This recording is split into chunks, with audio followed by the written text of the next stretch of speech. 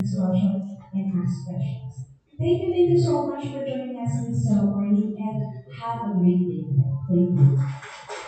Alright, that was our Executive Director, Attorney Rowena Candice Ruiz. And once again, we welcome you to the third and final cut of this year's Procurement Forum. So last Wednesday po, no, our Executive Director opened this year's Procurement Forum with participants from the national government agencies. While yesterday po, we had participants naman from the local government units and state universities and college. And today, we have participants naman po from the government-owned and controlled corporations, government financing institutions, and civil society organizations. And finally po, nandito na po tayong lahat.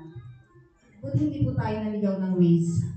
Tama naman po, na-locate naman natin ang GPPB-TSO building. No? And again, congratulations sa ating lahat because sabi nga po ni Iggy, this is for all of you.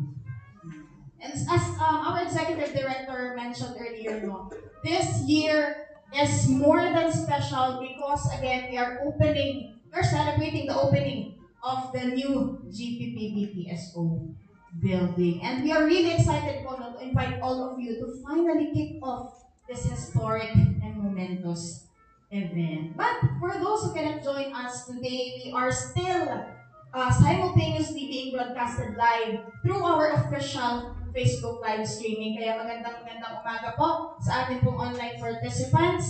Thank you for joining us today. Now we move on po, no? In GPPB-TSO, we really do believe that procurement excellence is intentional and it really has to start with planning. And so for this year's theme, we would like to accentuate po or highlight how essential procurement planning is in achieving procurement excellence, emphasizing the advantages that arise from initiating procurement activities early on in the process. And so this year, we will be having 3 technical sessions wherein every session shall only be an hour long. Why? Because the modules for this year's procurement forum is crafted only to focus on the main points and central issues of procurement planning. Okay? Pero meron po kaming surprise. Para po sa mga gusto ng comprehensive discussion on procurement planning, this year we will be launching our regular in-house training. So for this year's procurement forum, again, we will be focusing on the central issues first. Okay? Yeah, so before we go ahead po and meet our resource speaker for our first technical session, allow me first to quickly discuss the house rules. Simple lang po ito. We have 3. So first, questions shall only be entertained at the end of each session. Only related question po shall be accommodated by our resource speakers. Next, register and evaluate through our ProHub. And now, this is very important. Why? Because your certificates shall be sent through our ProHub. So kapag meron na po kayong ProHub account, automatically, ma-receive nyo na po ang inyong certificate of participants once you accomplish our evaluation after the official end of our event. Now, this is for both on-site and online participants. So again, please do make sure that you have your ProHub accounts. Clear? Alright. Well, I guess that's it. We're now ready to meet our first resource speaker. Ladies and gentlemen, please welcome our first technical session resource speaker, our GPPB recognized trainer, Director Maria Cecilia Alonzo.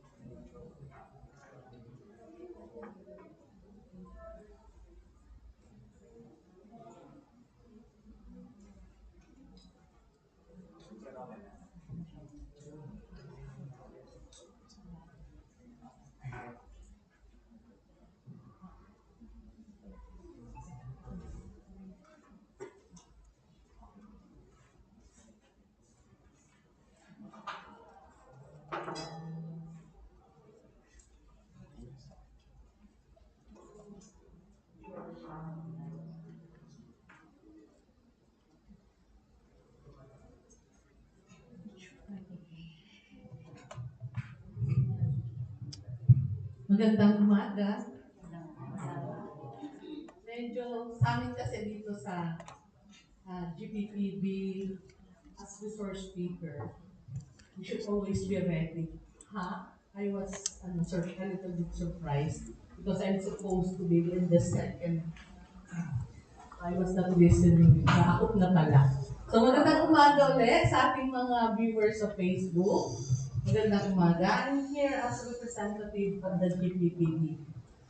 Limutin mo let's forget first that I am from the Commission on Audit, as introduced a while ago. So I'm a representative ng GPPB for this session. I will be discussing, of course, I'm going to show first the objective of this 1 hour session that we have.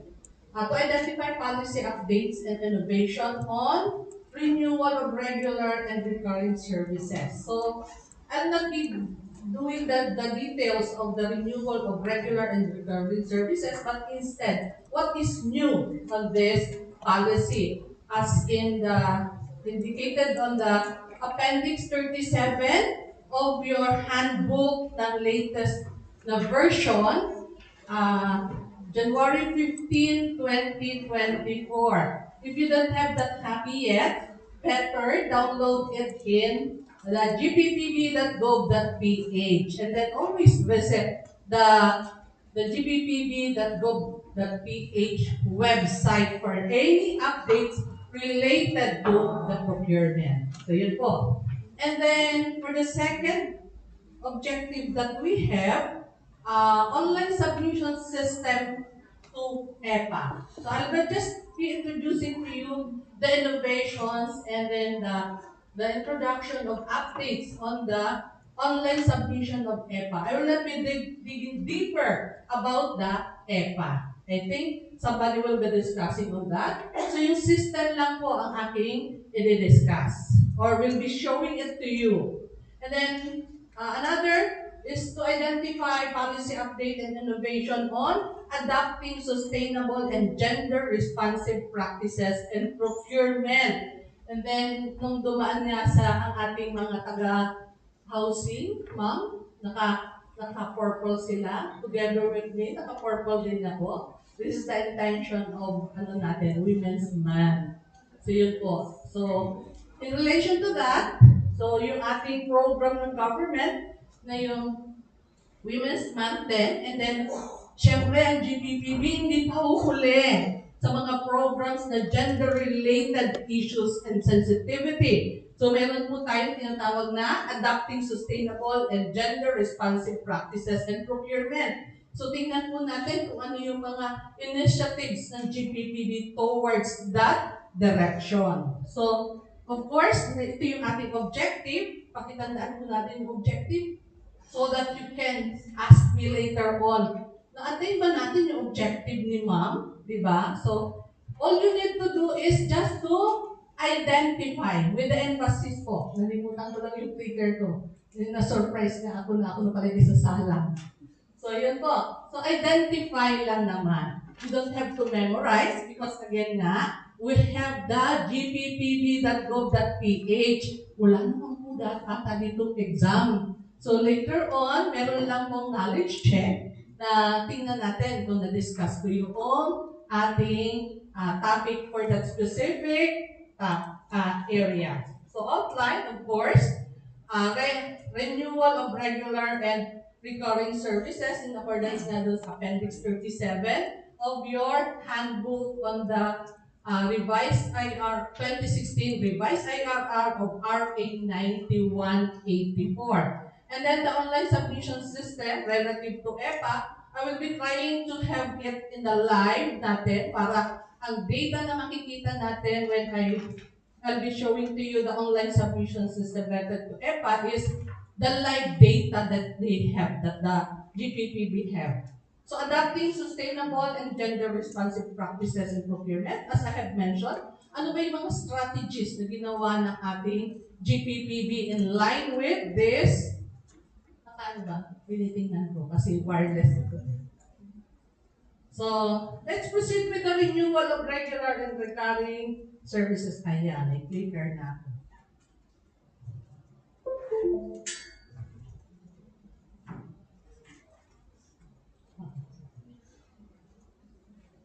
So, ang applicable ito sa janitorial services, security, telecommunication, supply of drinking water, office space, in accordance sa ating DBM NDC number 570 series of 2017. Ano ba yung ating DBM NDC na ito? Prescribing guidelines for the issuance ng multi-year obligational authority. Ito yung naririnig natin dati na MYOA or the multi-year projects, MYP, covering the procurement of regular and recurring services.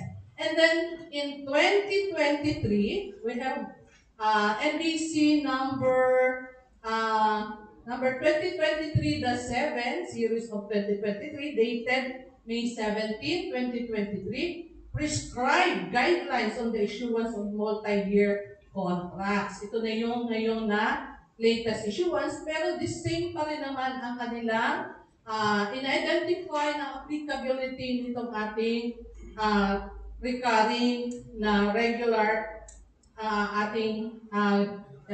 covered ng ating regular and recurring services. So, what are those? Sabi nga doon, define doon sa ating NBC. Both naman po, kahit yung NBC 2017 and NBC 2023, same pa rin naman ang kanilang guidelines or the definition ng ating recurring services. Services that are essential, indispensable to the day-to-day operations of the procuring entity. So, paano po natin ma-identify na siya ay ginagamit natin sa day-to-day na regular natin na ginagamit. So, ibig sabihin daw, paulit-ulit siya for the last 3 years na ginagamit ng isang ahensya. So, again, ang ating mga coverage niyan is janitorial, security, telecommunications, supply of drinking water, office space, rental. And then, what are the conditions under this? So, the original contract, sabi natin dito sa first condition. Iba na.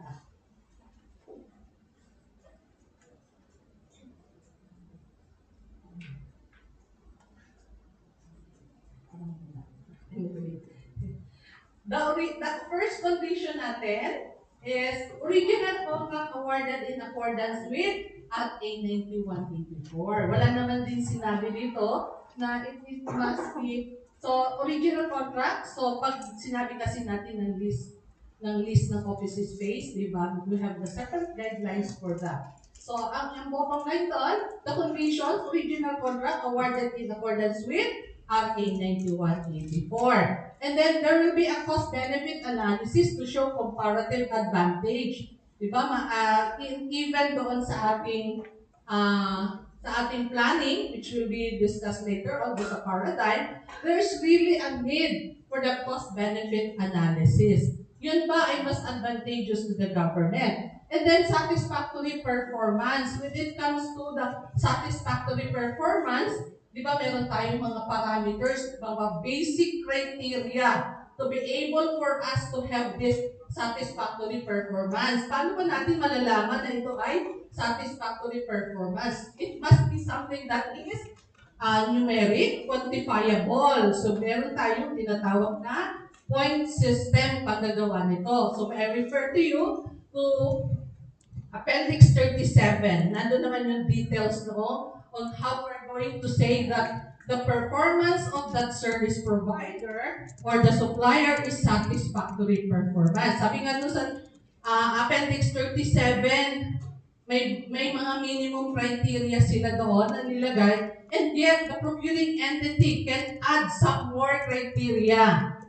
Provided na ang point system nga nila, ang total is 100, and then to be able for the service provider or supplier na maging satisfactory, that supplier or service provider must have an 80 points na score. So again, lahat ng ating lahat ng ating conditions must be something that is with evidence and supported with documents. Part niya ng procurement. That is the documentation. Again, this one, measurable ito, or we can identify what are those conditions here. The original contract awarded in accordance with RA 9184. And then the cost-benefit analysis to show comparative advantage. Of course, measurable pa rin siya because you're going to compare available services in the market and then available din ng mga supplier or service provider. So may comparative. Usually what we are doing this here is in a matrix form. Tama po ba? A little bit review lang po. Tama, sabi ni ma'am. From what agency, ma'am? From SSS. I've been assigned in SSS sometime in 2021 ata. So, hindi. 2010. 2010 pala. So, yun. And then this one, again, hindi lang pwede sasabihin ni technical working group or kung sino yung assigned na magkaroon ng satisfactory performance. Again, measurable. Meron po tayo sa Appendix 37. Nire-reiterate ko po that must have an 80% points. Ayan. Andun po yung mga criteria. Yung minimum. So, yan. Baka nire-remind na ako ng oras.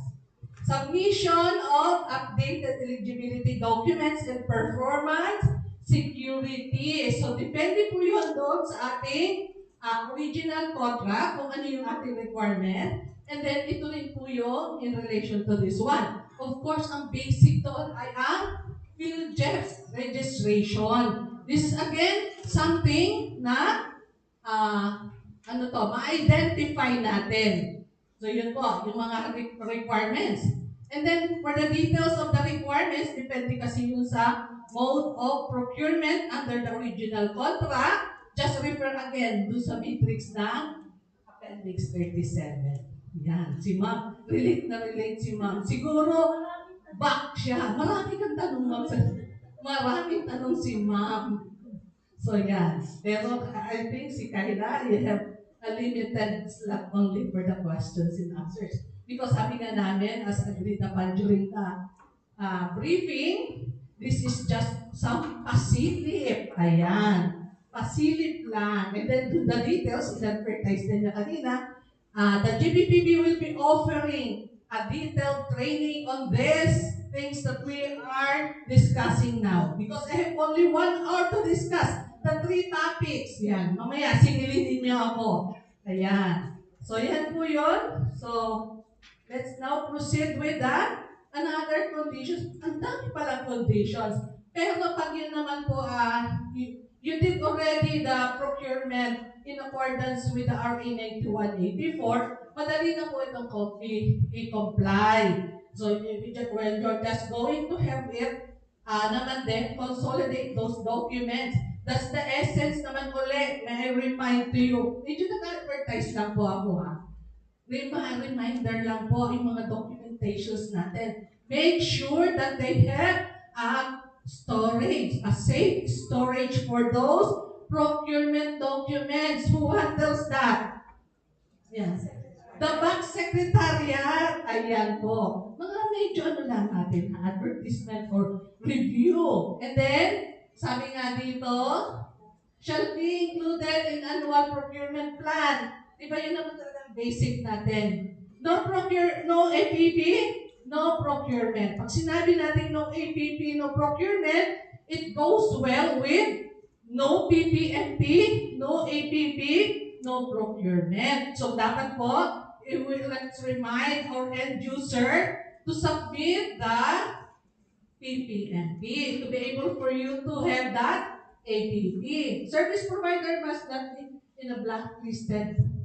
Sabi nga dyan, siyempre wala siya hindi siya blacklisted at the time ng opening or evaluation of the bid proposal. So yan po. Funds are available in accordance with existing rules. Of course, we cannot buy without the funds. Ayan, mga NB. Kunwari po, hindi ako taga-COA ha. Ayan. Napaka-basic po natin nito. We cannot procure without the funding. And then provision for renewal of contract must be incorporated in the special conditions of the contract. And then the technical specifications and then the TOR, kung ito naman ay services, and RFQ of the original contract. Yan po yung mga conditions natin. So, and then the contract duration shall not exceed 1 year for each renewal contract. So, ang tanong natin, hanggang kailan ba pwede mag-renew? Shall not exceed 3 years for the total combined period covering the original contract, renewal contracts, and extensions, if any. Kung nagkaroon ng extension, ito total po yan. So, shall not exceed 3 years. Yung combined na siya ng original, time extension, if any, kasi minsan nagkakaroon ng gap. So, if any, and then, the, renewal. So, 3 years po. Yan po yung contract duration. And then, contract amendment. So, there are possibility kasi na nagkakaroon din ng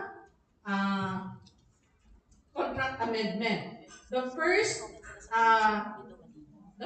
reason, factor, is the price adjustment prescribed by law, rules, and regulations and other issuances. Na ongoing yung inyong contract, biglang may issue. Ang example dyan ay yung ating wage order issued by the National Wages and Productivity Commission promulgated after the bid opening in accordance with the Section 61.2 of the 2016 revised IRR, which shall be applied on a no-loss, no-gain basis, increase or decrease in the quantity determined to be necessary subject to the following conditions. Sabi nga doon, ang conditions po, in case na nagkaroon ng contract amendment because of the price adjustment, because of the issuance of the new law regarding sa example nga natin sa wage at no loss, no gain basis. Sabi nga dito, paano ba natin masasabi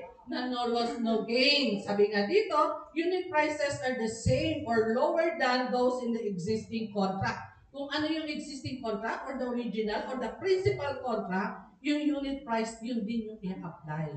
Either lower or the same or lower. And any increase in the quantity of items do not result of more than 25% increase in the amount of the original price, and the updated contract price must be within the threshold for applicable alternative method of procurement. Diba? So there are some instances na naka-small value siya, yung pinag-procure ng original, so it must be within the threshold method. And then, increase or decrease in quantities, I have just mentioned the 25%, and then subject to existing budgeting, accounting, and auditing rules. So yan po yung ating mga sa contract amendment. And then, as I mentioned, meron din po tayong time extension. If the contract has commenced with another procurement or the renewal process, but unable to award the new contract or renew existing contract within 15 calendar days prior the expiration of the existing contract for reasons beyond control. So yan po yung ating conditions din. And then, of course, meron din tayong posting requirements. Sabi nga doon sa Appendix 37, the notice of renewal and contract must be posted and submitted to GPPB. So aside from the posting, meron pa tayo submission sa GPPB. Saan ba natin siya ipopost? Sa PhilJEP's website of the procuring entity. And then again, the submission to the gppb.gov.ph. For the details, for updates, minsan kasi nagpapalit ang GPPB ng kanilang mga email address. So better always visit the gppb.gov.ph for any advisory related to that email address na kung saan ninyo pwedeng i-submit yung ating notice of renewal and renewal contract. And then, yan yung po yung posting requirements. Sabi nga dito, knowledge check. May I ask somebody? May I have the microphone, please? Ayan. Baka kasi makatulog kayo. Kaya I'll be asking somebody to read the case, the knowledge check. Mamaya, magtatanong. You don't need to answer this first. Basta basahin lang po. Sir, from what agency, sir? NWSS. Ayan. Knowledge check. Agency-wide, a prominent government financing institute is confronted with significant procurement challenges in securing essential security and janitorial services. With the impending expiration of contracts with the existing service provider in less than 2 months, there is an urgent need to address these issues to ensure uninterrupted operations crucial for service delivery. Ayan, thank you very much. So, ito yung sa mga conditions. There is an urgent need to address the issue to ensure uninterrupted operations crucial to the service delivery. Kaya nga po, inintroduce yung ating Appendix 37. Alam niyo, minsan kasi, ang mga taga GPPB, hindi GPPB-TSO ha, chinichismis ko. Once kasi naka-attend din ako sa GPPB, nakikimarites din sila sa mga procuring entities. Alam nila ang inyong mga concern. Kaya yan, nagkakaroon sila ng mga GPPB resolutions. And then, yun po yung aking minamarites sa inyo. So again, yun nga po, naka-attend na kasi po ako ng meeting, ng deliberations nila as an observer. So yun, alam kong kinakapa nila, niraramdam nila ang inyong pangangailangan when it comes to procurement. Ayan, sabi nga. So yan, para nga naman din, paano lagi na lang being accused yung ating procurement law. So yan, sinabi nga, uninterrupted operations crucial to service delivery. Yan po yung ating basic na premise or the facts. Question! Ayan. Di ba sa board exam, nag-eliminate tayo para to be able for us to answer it. Di ba? So, isa-isahin po natin. Yes, a duration not exceeding 1 year for its renewal and that of the total combined period, the original contract shall not exceed 3 years. Yes or no? Yes. So, mamaya tingnan natin. Baka ito lang ang applicable or ito. So, review na po ito kung na-discuss ko, ha? And then next cell. Letter B. Yes, provided that cost-benefit analysis was undertaken by the end user to show the comparative advantage of renewal over the conduct of another procurement. Yes or no? Yes. Yes. So, dalawa na yung possible na sagot, di ba? So, let's check. Dalawa na ang nakuha nating yes. Ayan. Hindi ko na si Mong tatanungin kasi kanina pa siya nagpa-participate. I have the Bible po. Ganito pa ako mag-lecture na. Not nag-iikot. Sabi ko kanina, hindi ako nagtatawag. Doon na lang kayo sa unahan. Kaya sa likod ako nagtatawag. Next cell, letter C. Yes, provided that a performance evaluation is conducted by the end user, showing a satisfactory performance of the existing service provided. Yes po. Yes. So, ibig sabihin, ang sagot, ayan. Letter D. All of the above. Thank you very much. You still remember what I have been saying in front? Hindi kayo nakatulog, di ba? Correct, ma'am? From what agency po? Philippine Retirement Authority. Mamaya, titignan ko sa website. Kasi po, I'll be turning 60 years old this coming March. Magbe-birthday na ako. Ayan. Ayan. Advertisement lang po yun. So, para naman po hindi kayo inaantok. So, yan. So, ang answer daw natin lahat ay all of the above. Diba? So, thank you very much. You still remember my discussion. Diba? Inisa-isa pa natin siya. So, next. Naman, tapos na tayo dyan sa, ayan, panibago naman din topic na. Punta na tayo sa next topic. Real-time EPA generating Information Analytics. Yung system ito. Regina System. Tama ba? Regina! Ayan. Regina System. Ayan. So, yun po. Again, yung EPA po natin, how we're going to process it, hindi ko pwede discuss. But instead, yung system lang. I'll be showing you some live natin sa system para din for you to appreciate kung ano nga yung mga in-introduce ng ating GPPB in relation to the submission ng ating EPA and then the purpose of that submission and then those information na na-submit na ng mga procuring entities. So, ang ating background on that, Section 63.1 of the 2016 revised IRR mandated to ensure the proper implementation by the procuring entities of the on other relevant rules and regulations pertaining to public procurement. And then we have also Section 63.3 ng 2016 revised IRR, ng RA 9184, si GPPB is also mandated to monitor the compliance of the IRR and then the RA 9184 and then to assist the procuring entities improve their compliance.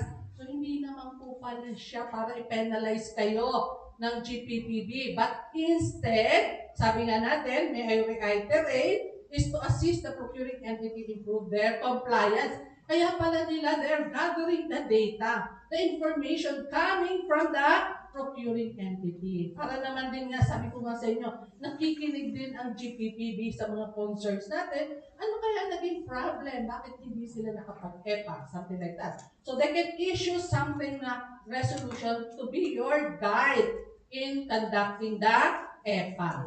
So yan po yung ating Regina. Ayan.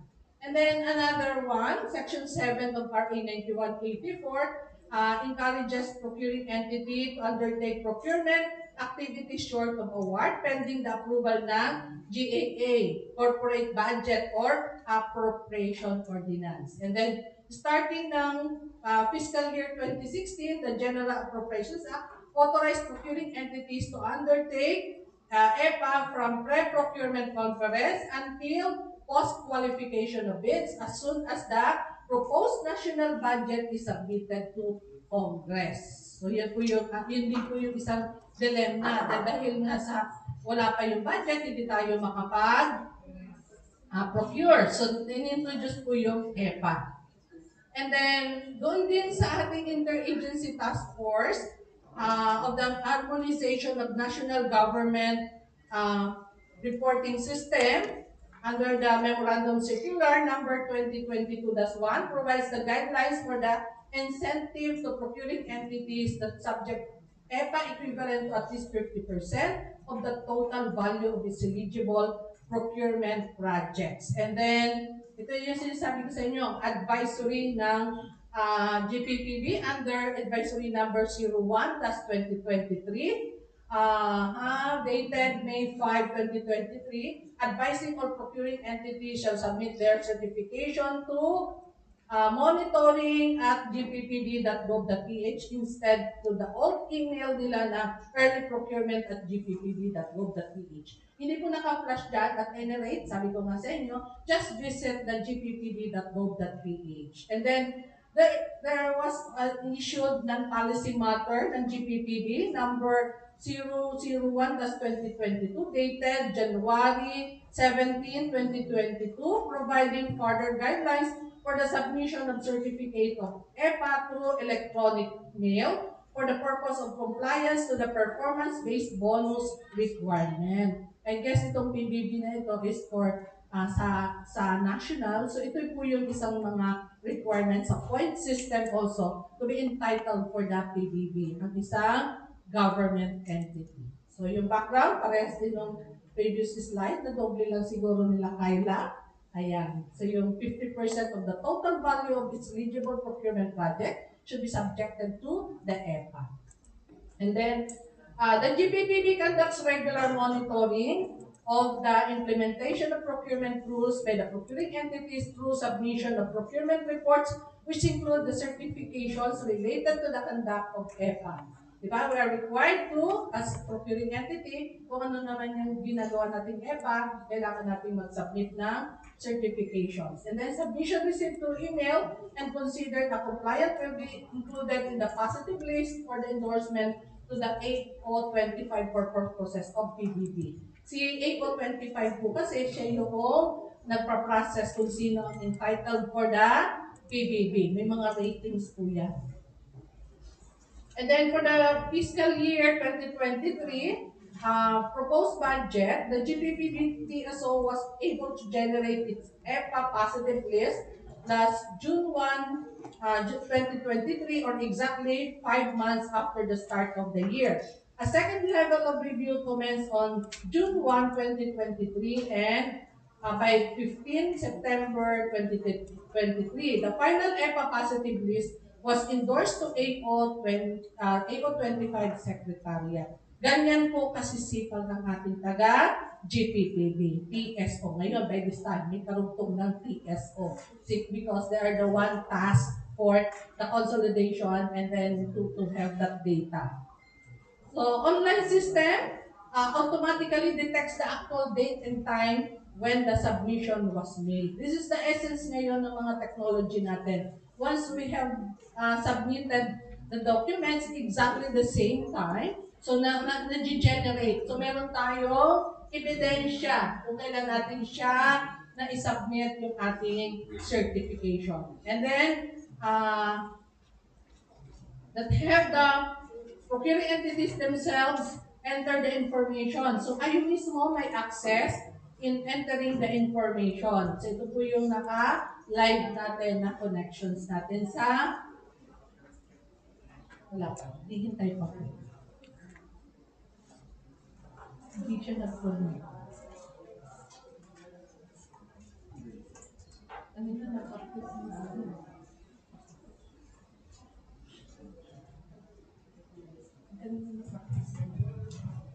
Good to be early po. Nakapag-practice kami kanina.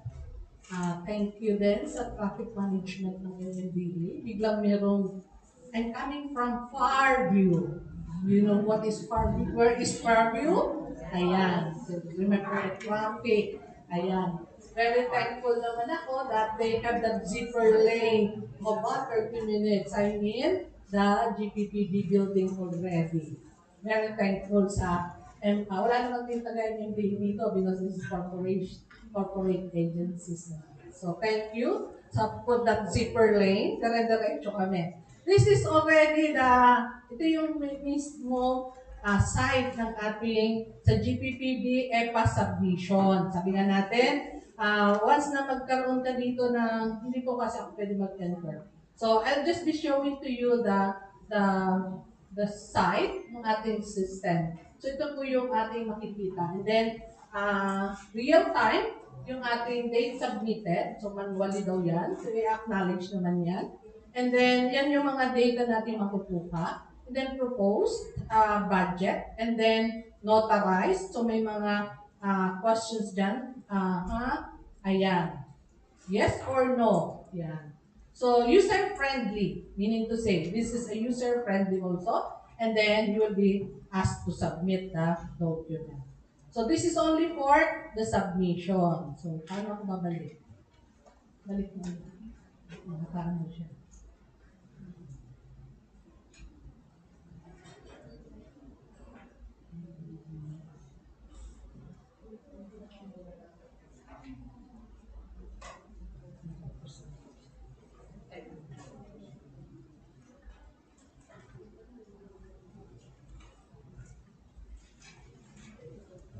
Practice pa naman ako. Sabi ko, no, I don't need any assistance later on. Once I have already practiced this one. But this is new, daming link, etc. So,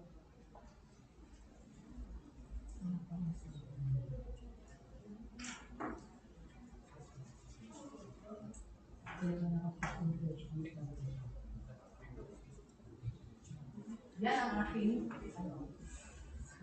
sa computer ko. Saglit lang po. Maybe later on, I'm going to finish first the discussion before showing the live website para hindi na tayo pabalik-balik. Okay?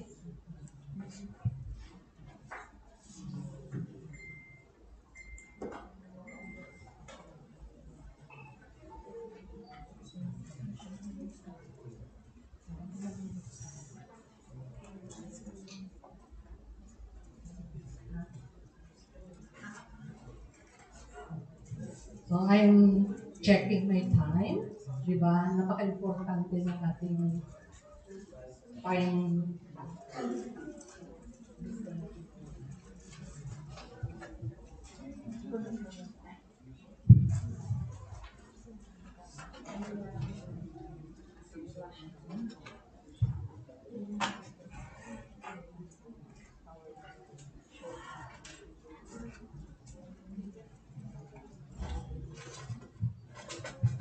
Ayan, sige. While we wait for the presentation materials to settle, I'm seeing participants, especially yung sa mga likod po, no, you're taking pictures of the presentation materials. Do not worry because we will be providing all of the presentation materials through your respective emails. Okay? Ayan. So, ayan, I guess we're ready to start. Ayan. Si Ma'am naman, nagtitake pictures nila sa kunwari ng presentation. Actually, ako ang kinukunan nila. Diba? Yes now. And then minsan, nagsiselfie sila para din as sort of a certificate to their supervisors. Diba? Ayan. Huwag mo na silang pagbawalan, baka akong kinukunan nila. No fee po yan. Pag ako ang kinukunan ninyo ng picture. Ayan. While waiting po. So, mahirap din pala yung ganito. Ay, nag-practice na ako kanina.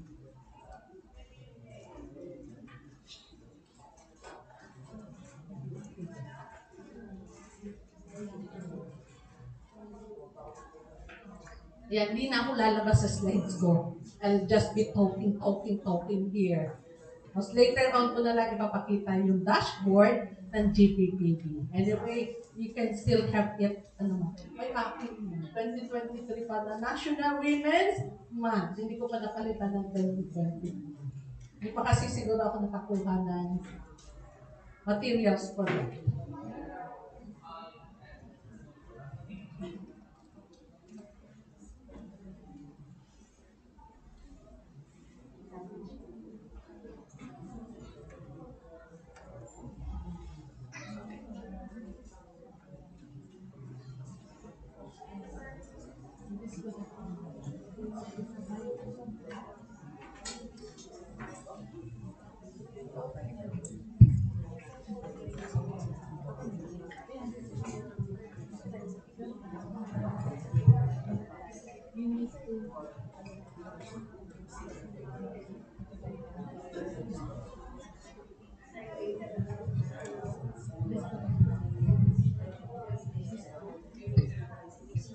Okay, you can still have your Starbucks bang siniserve nila? O ikaw lang sa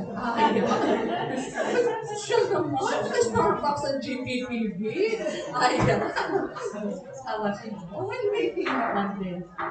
Disconnect this.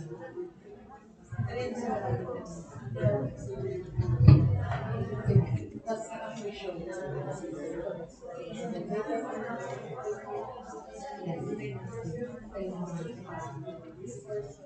Ito pa rin. Ayan.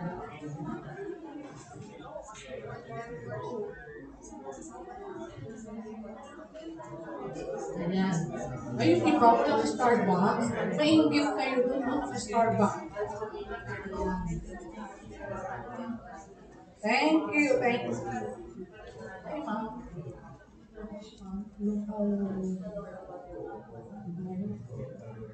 Ayan, mga Ayan. So, as I have mentioned, meron tayo automatically detection ng actual date and time when the submission was received. And then, uploading ng certifications online and have the procuring entities themselves enter the information of their respective certifications. So, as I have mentioned, user-friendly naman din lahat ito. And then generates real-time basic analytics through the systems. Ito sana yung gusto kong pakita sa inyo. Yung kung ano yung nasa live, yun yung makikita nating mga information submitted. So nakikimarites din kami doon. Tinitingnan namin, ilan na ba ang nag-submit, ilan ba ang nag-EPA, sino ba ang hindi nakapag-EPA. Then, syempre, may mga justifications submitted by the procuring entities, tinitingnan din po natin yun.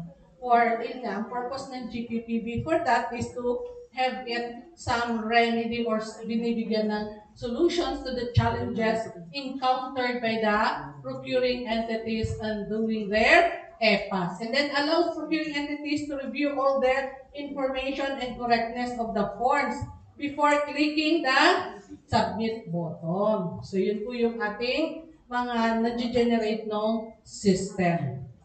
And then, allows procuring entity to check their submission status through the same dashboard. Kung sana nga madali lang mag-online, later on, promise, bago tayo maghiwa-hiwalay. We will be showing to you ano yung mga pinagsasasabi ko dito na mga information. Allows procuring entities to check the status of their compliance and take actions of address deficiencies if necessary before the deadline. Baka naman nag-submit kayo before the deadline. They don't have any time anymore to check. So please give them already the time for checking on those documents, on those data or information that you have submitted to their Regina. Ayan. Request for consideration with just a check, a click of the button within 7 days after determining their status of non-compliance. Yan, nagko-communicate naman po ang GPPB-TSO through that system with Gina. So, kung meron mang mga non-compliance, i-communicate sa inyo, then you have still 7 days to comply with that. So, yung online system nila, it looks like this. Ayoko na pong click na on kasi baka hindi na naman kami makabalik. It will take time again. So ito po yung itsura ng online system nila.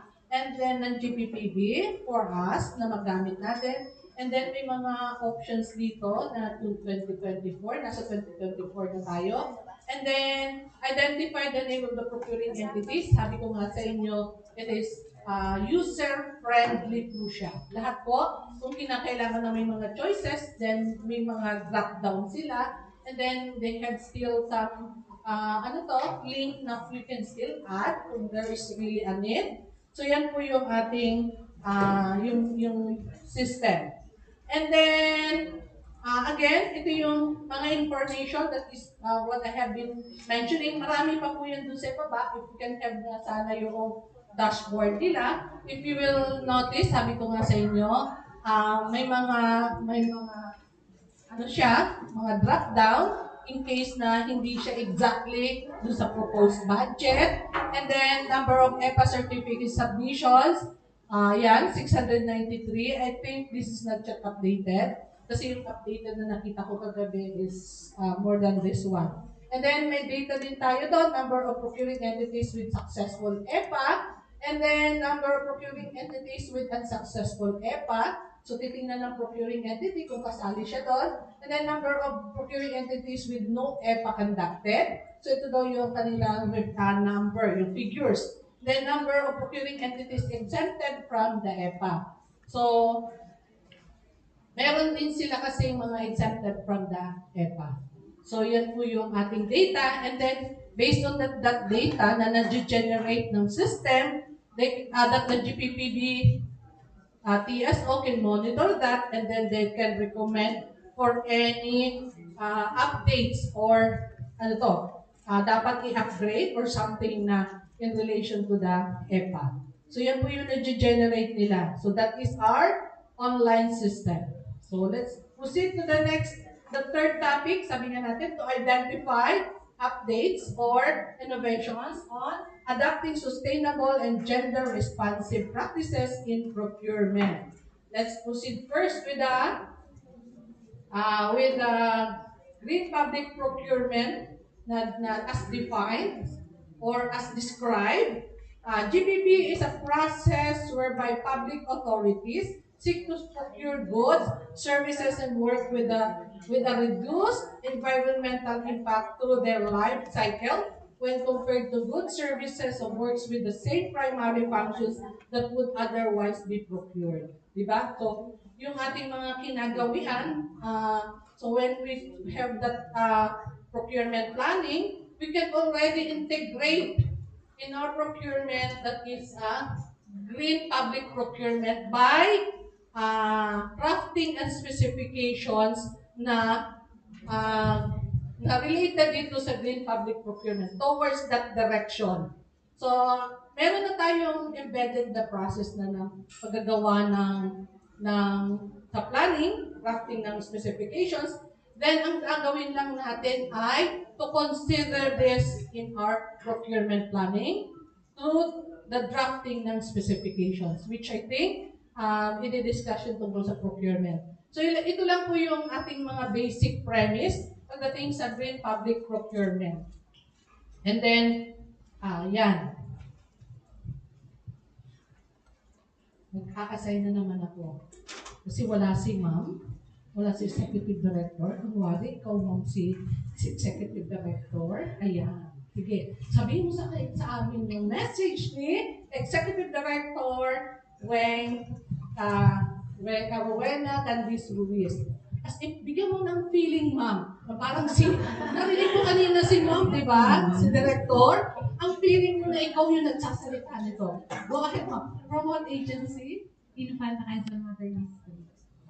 Local Water District. Local Water District. Okay. From Infanta, Quezon Province. I've been assigned in region for lahat na lang na-assign ng buwan. Pero hindi pa ako nakarating ng Infanta. Go ahead, ma'am. Feeling ha, with feeling. Oratan natin siya. Kung almost, di ba, sabi natin something that is measurable. Lahat ng ginagawa natin sa ating mga services, we must have it something na measurable. Hindi yung basta na lang natin tiningala, di ba? Oratan natin siya kung 1 to 10. Okay, go ahead, ma'am. Parang na-pressure Oo, yes, sige, ma'am. Ayaw mo yan, ma'am. Para, who knows?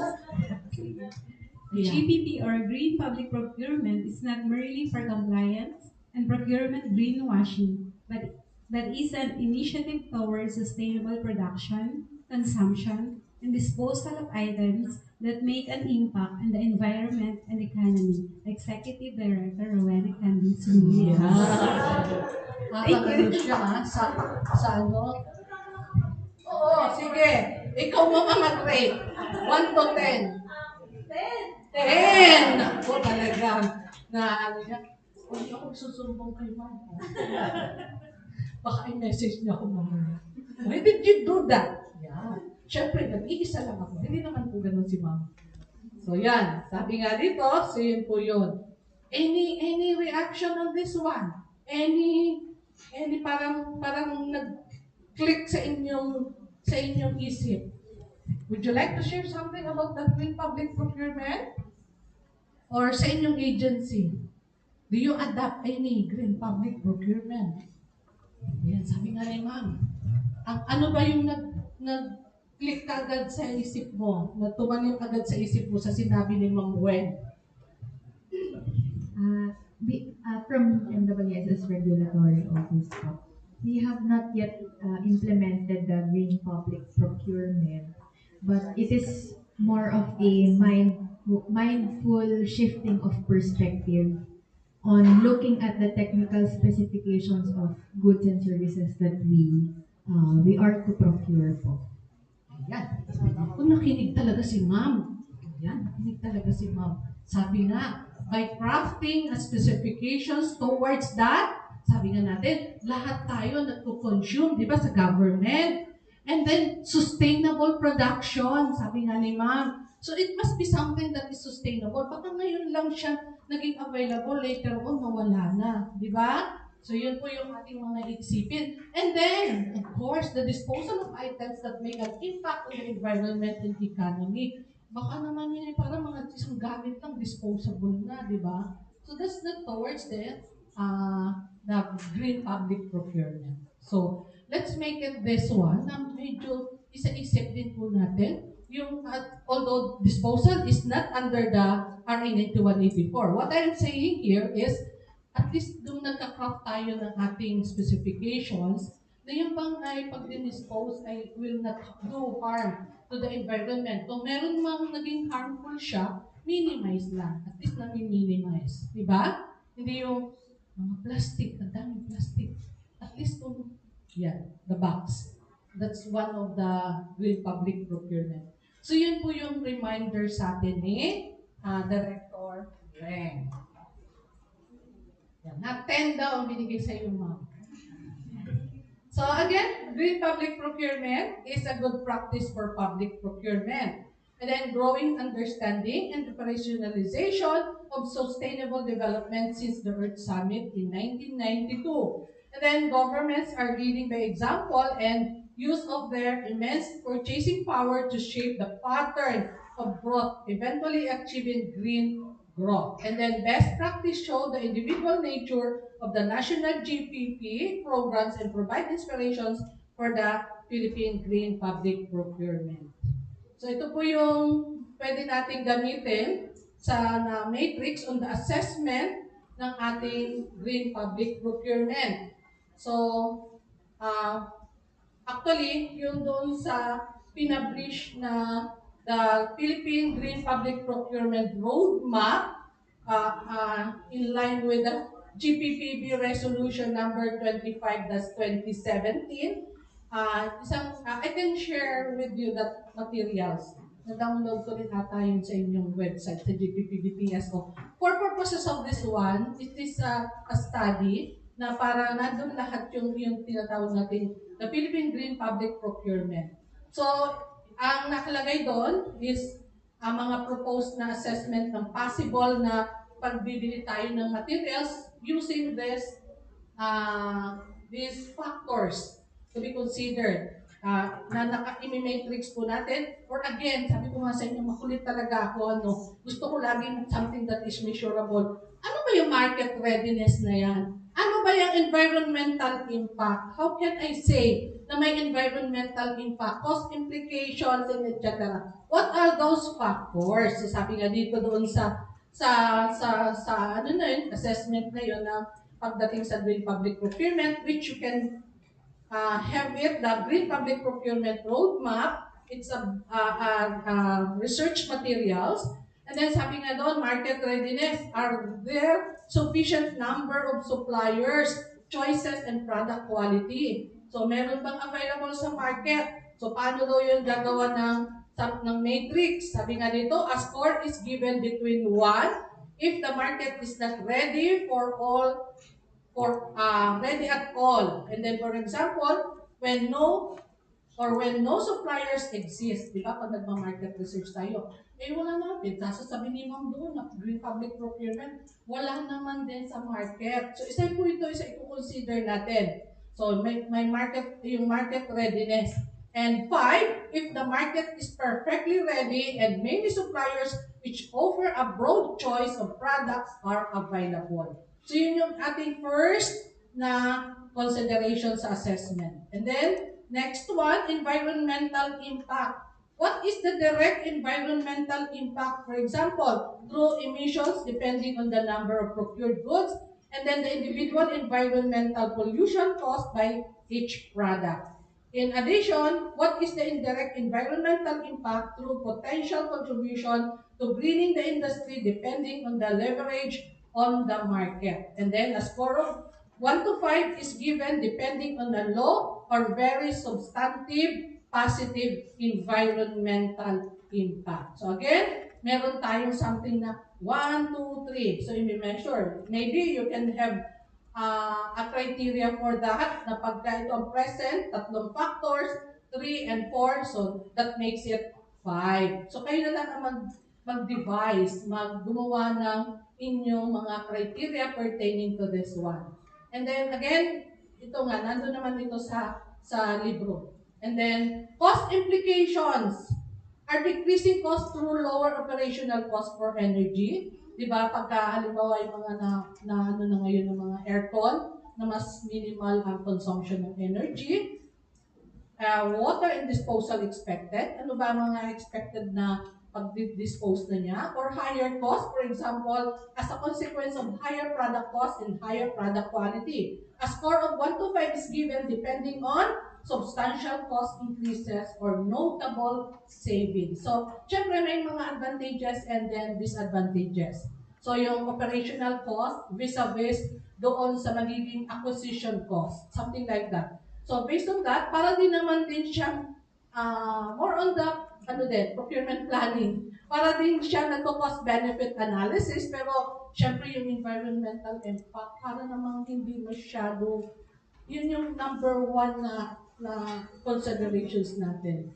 Diba? Parang, syempre, future pa yung, na-lessen ba yung air pollution, something like that. So, yung performance of that item or that product, ay makikita pa in the future.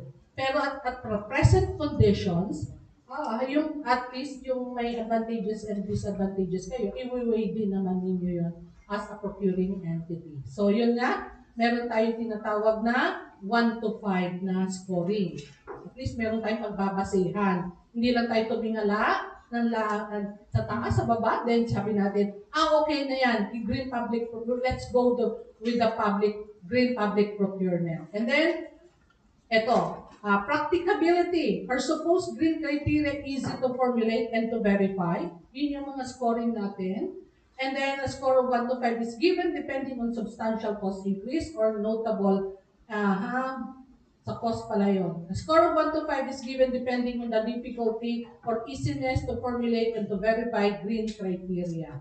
So, yun din yung medyo pag-iisipan natin, yung practicability. And then, the next factor that we're going to consider, support to government.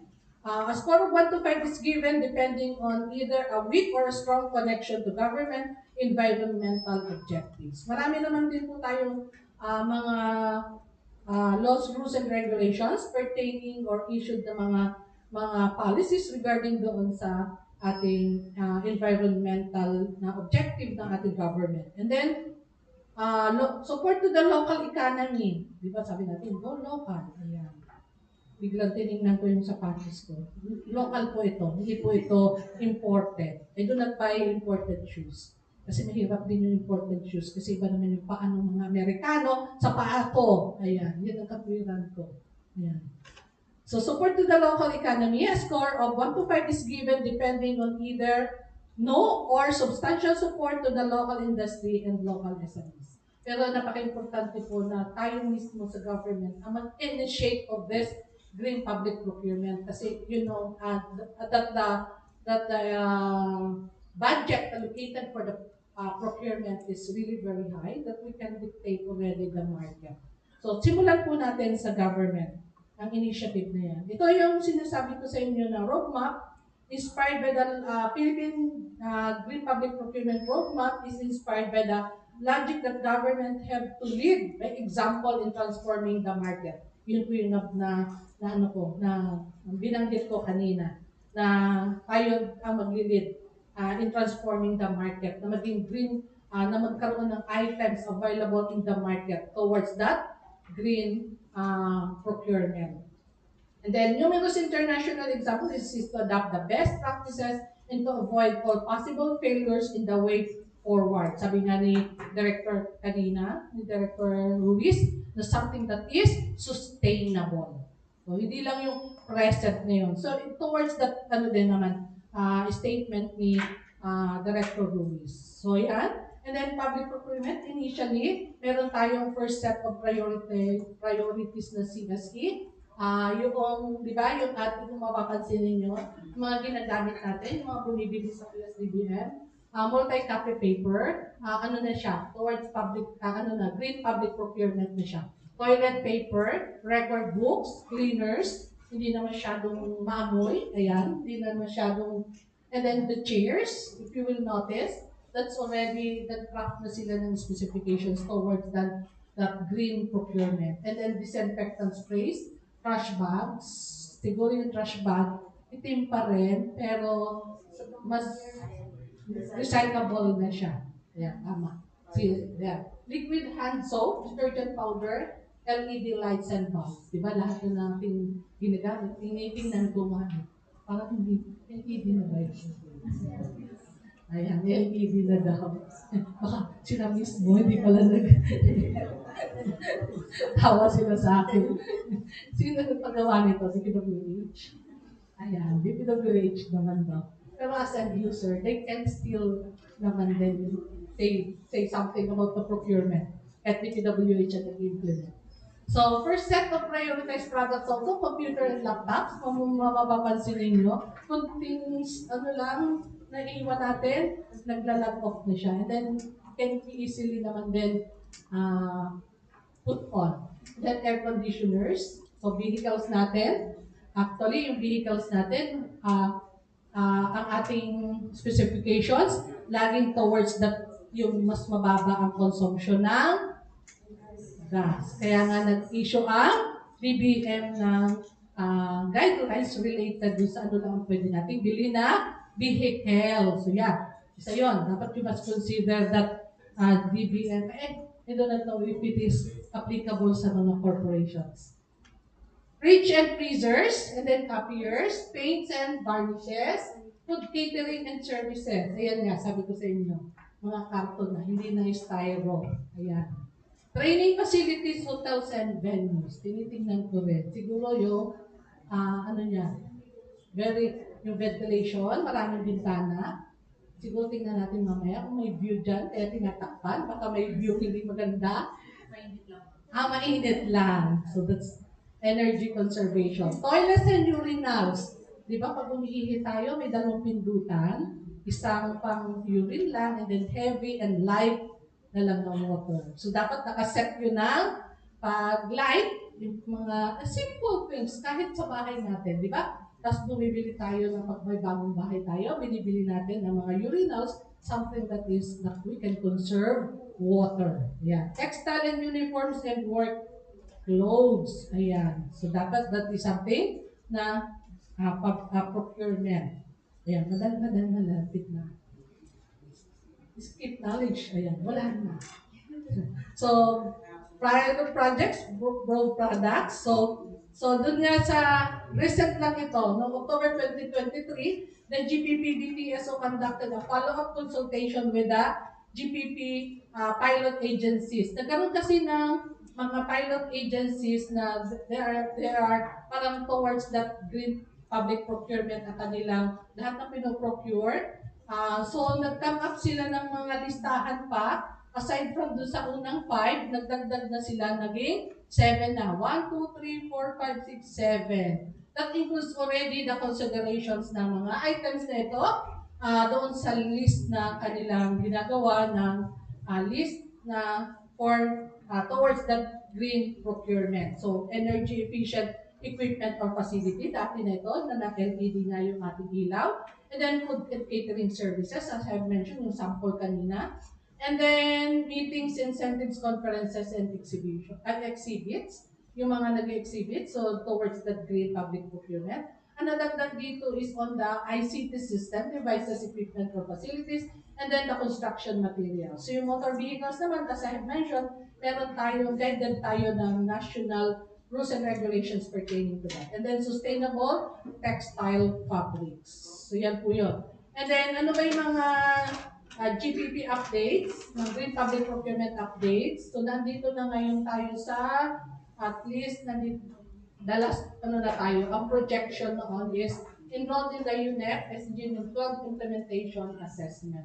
So nagkakaroon ng assessment ang ating sa Green Public Procurement natin. So towards that nga, as I mentioned, gender responsive procurement. And then this support the definition of women-owned and women-led business under the MSMEDC Resolution number 1, 2022 in the implementation of gender responsive procurement policies. Sabi nga dito natin na nagsusupport, di ba meron tayong tinatawag na public competitive bidding na meron tayong eligibility documents submitted. But this one, ini-encourage lang na mabigyan ng equal opportunities for women-owned and women-led business to have meaningful participation in the public procurement and government contracting. In particular, the following strategies to the extent that allow the provisions ng RA 9184. Something that is in accordance pa rin naman sa RA 9184. So mga strategies na sinuport ng GPPB, of course, yun nga, na nagkakaroon ng first, to have a collection of data. Ano ba yung mga entrepreneur or businesses na mga women-led businesses in the Philippines? And then provide better analysis on the existing procurement ecosystem. So later on, we will be hearing also another resolutions, maybe from the GPPB, adapting the data that they have based on these strategies that they adapted. So, magkakaroon ng review existing requirements and procedures in the conduct of market study or market scoping and identify ways for procuring entities to ensure meaningful competition across all suppliers, including women-owned or women-led businesses. And then, as ang isang strategy ulit, is coordinate with regulatory offices involved in the registration of business and issuance of licenses for eligibility and post-qualification requirements for them to consider ways to streamline their processes. Para naman din, to enhance the capacity and competitiveness of suppliers, particularly women-owned and women-led businesses.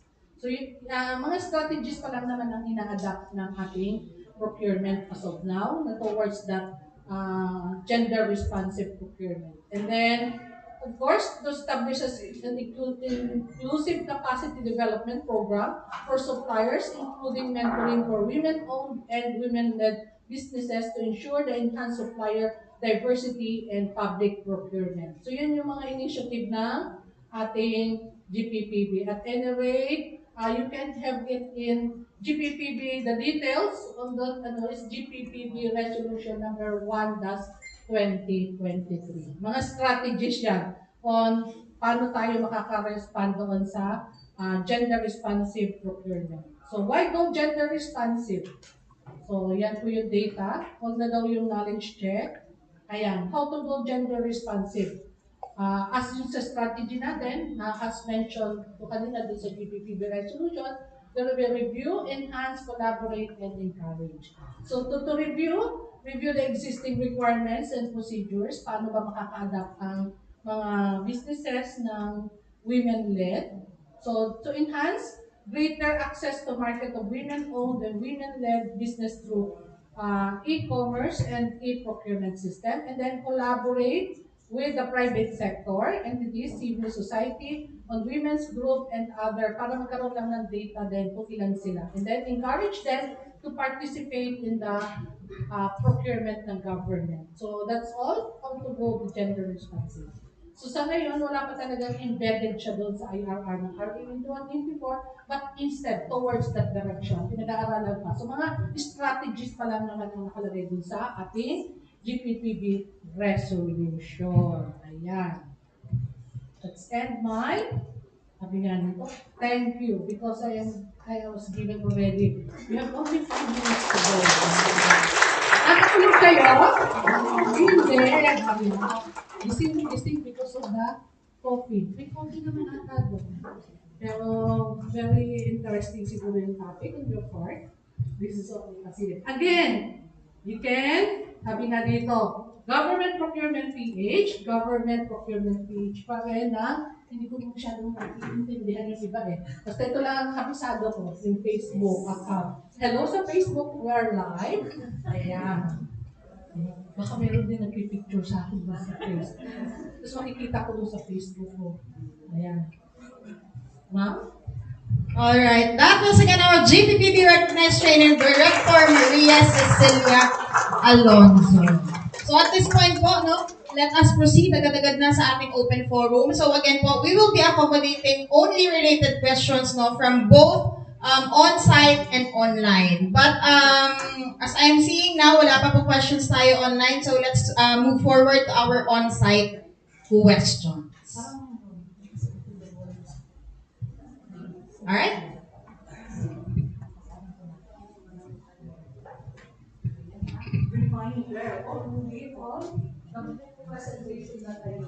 Hello po. Good morning po, ma'am.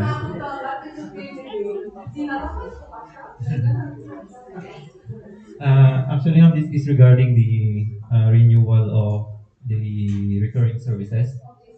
One of the provision indicated in the presentation is that the provision of for renewal must be incorporated in the ICC technical specification and request for quotation.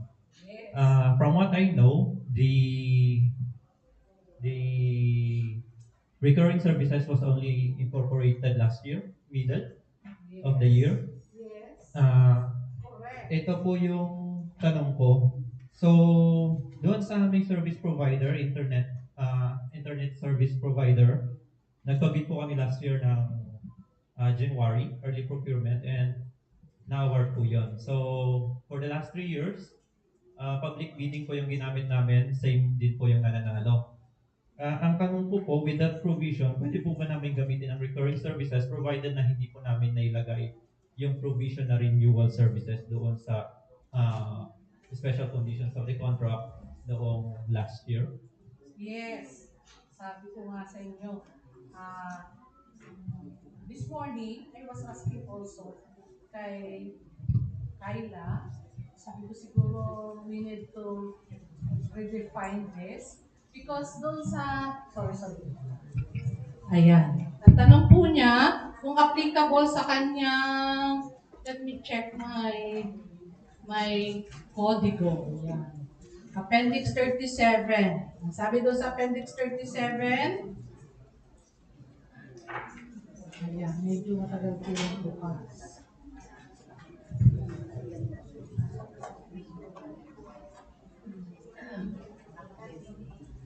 Tingnan po natin yung Appendix 37. Nandun po yung sagot. Actually, ayan. Sige, would you like to help me? Yes, sir. Go ahead. That was also my question. Okay po. Yeah. Good morning po. Tayo na Wanda po. Doon po sa question kung sakasali po na bid pero hindi po clearly nakalagay yung provision ng renewal sa ating bidding documents, hindi po natin siya pwede pang gamitin. Dahil po, di ba, yung special conditions of contract eventually shall form as an integral part po ng ating contract agreement. So, kung hindi mo siya nalagay dun sa bidding documents, saka hindi rin mo siya nalagay sa contract, hindi mo tayo pwedeng mag-push through sa renewal. Saka pangalawa po doon, wala rin mo kayo nilagay na performance evaluation criteria. Di ba po? So, kung hindi rin mo nalagay yun, yung binabagit po ni Ma'am Cecil kanina na mag-conduct ng cost-benefit analysis, yung comparative matrix, saka yung mag-conduct po ng performance evaluation, hindi mo natin magagawa. Part po yun ng procedures, part po yun ng conditions para doon sa renewal ng regular recurring services. Henceforth, kung sakasakali kung i-adapt po natin itong renewal, pagkatapos na po ng contract duration ng ating internet service contract na one. So yun po yung mangyayari. Mangyayari ho, pag magkakaroon tayo ng panibagong procurement, huwag nyo na lang kalimutan na ilagay po yun sa ating bidding documents or sa ating request for quotation. Malinaw po yun dapat nakalagay kasi di ba po, meron din information dun sa ating kontrata na kung hindi pumayag yung supplier na i-renew yung contract, pwede mo siyang ma-blacklist. So safeguarding po yun on the part ng procuring entity. That's the reason why importanteng mailagay yung provision ng renewal dun sa ating bidding documents or sa ating request for quotation. Thank you, Ma'am Cecilia. Okay, thank you very much for that input. Ayan. Very clear po. At any rate, if you have some doubt, paki-check nyo na lang po din sa, paki-email din po sa Billy Bayong. Yan, that's the, ano naman din, advantage ng mayroon tayo. Billy Bayong. And then, be specific doon tayo sa criteria natin na Appendix 37. Okay, sir? Yes, ma'am. Ayan, thank you very much po. Now we proceed po to our online question. Allow me to read, ma'am. What if the contract has already been awarded before the activity of the guidelines, but subject for renewal after the effectivity of the guidelines. But the bid documents or RFQ for the subject project has no provisions on contract renewal since the guidelines for contract renewal at the time of the procurement is not yet issued. Question: can the procuring entity still pursue the renewal of the contract under GPPB Resolution Number 06-2022? Ayan, sir. Reiterate mo lang, but facing there in the camera. Ayan, sir. Yes. Dito, sir. Nandito yung... Okay po. So, Sige, sir. Opo. Doon po sa online question po, actually same po yung answer. Even though po effective na po yung batas, nung existing po yung contract po natin, there is still a procedure na lacking. Ito nga po yung paglagay nga po natin ng provision ng renewal as part po ng special condition of contract or as part po ng request for quotation. Di ba po yung special condition of contract, part po yun ng ating billing documents at section 5. And in addition to that, based po dun sa guidelines, kailangan mo kasi na meron rin mo tayo na incorporate na performance evaluation. Meron po yung 5 na minimum criteria for performance evaluation na dapat po naka-incorporate na rin po sa ating billing documents at sa ating request for quotation. Dahil isa po to sa magiging next step po natin sa pag-conduct po nung performance evaluation na sinasabi nga po ni Ma'am Cecil kanina na bago daw po tayo mag-decide to renew yung contract, dapat po nakakuha ng at least satisfactory rating or 80 points based po dun sa criteria and ways na kasaad po dun sa ating performance evaluation. So, yun po ang ating kasagutan. Salamat po, Ma'am Cecil. Thank you. Ma'am? Thank you very much po. No? Thank you very much, Sir Brian Galbal, GPPB Recognized Trader, for joining us as well here in our open forum. No? So I guess we still can accommodate 1 or 2 more. Sige, dito po muna tayo. Yan, nandito naman si Sir Brian to answer. Good morning. Good morning, ma'am. Ayan. From SSS po, hi, Sir Brian. Ayan po. Ma'am, regarding po dun sa same appendix po, appendix 37, pero more on the procedure, since yung performance evaluation na po yung diniscuss ni Sir kanina. Dun po kasi sa procedure, yung 4.2, diniscuss niya po yung requirements, yung criteria po natin, na merong 5 mandatory criteria. Sa 4.3, meron po siya sinasabi doon na pag pwede tayong mag-add ng additional 3. Pero po, meron po siyang sinabi na minimum weight.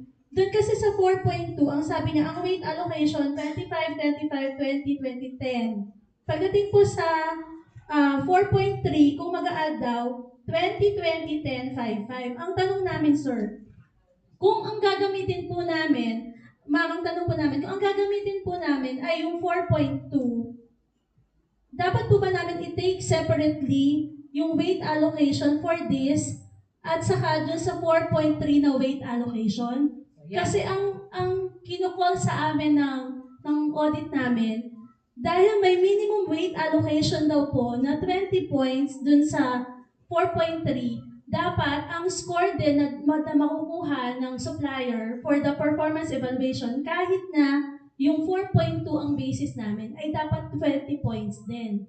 Ang nakalagay po doon 25, kunyari doon sa conformity 25, iniscorean siya ng 17. Sabi may minimum weight na nakalagay sa 4.3.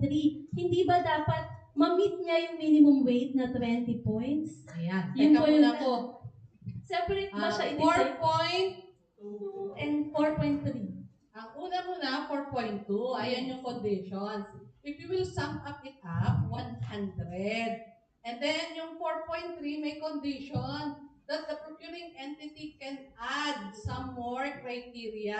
Ang minimum ay ito lang. And then if you will add that one, yung 20 na minimum, it is only 60 points. So merong 40 points na pwedeng i-allocate ang procuring entity for other factors or criteria that the procuring entity has to devise dyan sa matrix. But the importante, 100 pa rin. Kasi with the 60, kung if you're not going to add some more, 60 lang makukuha niya. Where in fact, ang ating ina-attain is 80%. That 40% for the additional criteria. It doesn't mean kung ang ginamit ninyo yung 4.3, minimum lang siya. So, you can still add. So, yung 20 dun sa 4.2 is 25. Tama po ba? So, yun din ang binibigyan ang procuring entity ng parang mag-allocate ng other points for other criteria. It doesn't mean na mag-i-stick ka lang doon sa 25. So you should have it, basta meron lang minimum na 20 in accordance doon sa 4.3. So, ibig mo sabihin, dapat nga Just po, explain sino not man yun 12. ang question. I am not saying na it is basta ang akin lang is every time that you're going to give your justification or your explanation, stick to that provision. Magkaiba yung 4.2 and 4.3. 4.3. Yung 4.2, established na yon. Then, yung 4.3, if you still have, the procuring entity has still have some more criteria na hindi available pa doon, pwede. Basta, ang minimum lang doon sa kanyang criteria for that is those stated in the 4.2. And then, ang total dapat nun, ang perfect score, should be 100. You cannot compare naman din yung 80 to 100 kung wala naman ding total of 100. Kaya nga pinatotal ko muna ilan ba yon? So you still have 40 points na makakapagdagdag. In that case, basta ang minimum para masabi natin satisfactory is 80 points. Okay? Okay. Okay, pero yung 4.2 pa yung 4.2.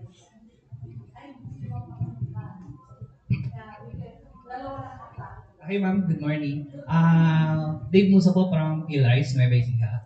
Ma'am, regarding po sa green public procurement, in our case po, with the procurement of, for example, printer, pwede po ba namin i-include po yung disposal ng mga empty cartridges doon sa technical specifications?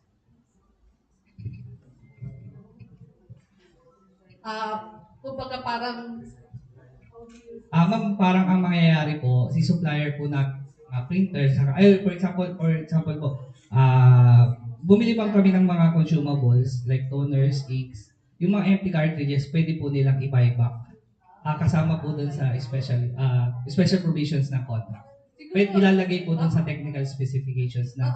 Di ba part yun ng procurement planning? So yun nga, as I have mentioned, sa green public procurement is integrating the requirements or hindi naman requirements or yung towards that green public. Siguro ninyo yun i-craft up doon sa inyong during the market research. Kung ano yung advantages to the government. Pero pwede namin siyang ilagay sa technical specifications na pwede nilang i-buy back. Doon nga sa say yes or no? Bubulong ko. Nakalay pa. Kasi ma'am, yun po ang problema namin sa disposal. General statement. I'm going to tell you. Okay. When you craft your specifications and then the contractual arrangements, that's part of the contract arrangements, di ba sir? Ayan. Kung yung sir ilagay siya, kung ano yung mga contractual arrangement, then that falls under the procurement planning. As I have mentioned, integrating the green public procurement, talagang na-relate ni sir doon sa green public procurement, where in fact, your question is related to procurement planning. So, nasa sa inyo po yun. Based on the result of your, di-discuss mamaya, ayoko mag-preempt, pero based on your cost-benefit analysis and then the market research. Ayan, I will not be dig deeper on that. Basta importante po, we will be integrating the green public procurement on your procurement planning. Ayan po. All right. Thank you very much, Director Maria Cecilia Alonzo. That ends our open forum now for our first technical session. I know marami pa po tayong questions, but for now, I will have to cut you off because our second resource speaker is already here. But please do visit our procurement clinic o booths na located po sa lobby ng GPPB-TSO building because they are ready to cater for your procurement concerns and issues. After, of course, the official event of our program. And now, no, before we let Director Alonzo go, let's have a group photo with her. Ayan, yung mga nandito po, pa-squeeze in na lang po para magkasya po tayo sa frame. So, tayo po tayong lahat. Ayan, sige.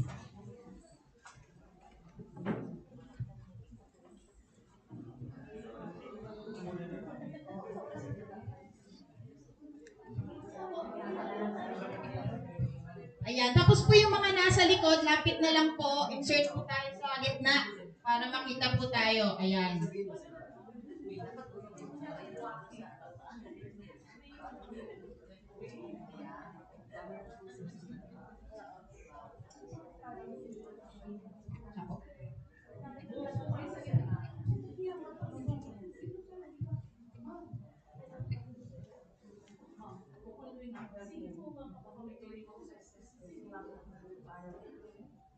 Ready? One, two, three. So, one. And video daw po? Wait.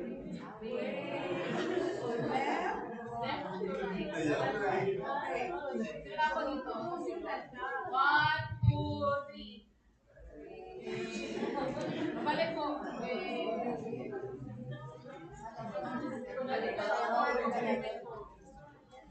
Isa pa po, no, sigsigaw po tayo. 2024 Procurement Forum. Masiglang sigaw. Ready? 1, 2, and 3. 2024 Procurement Forum.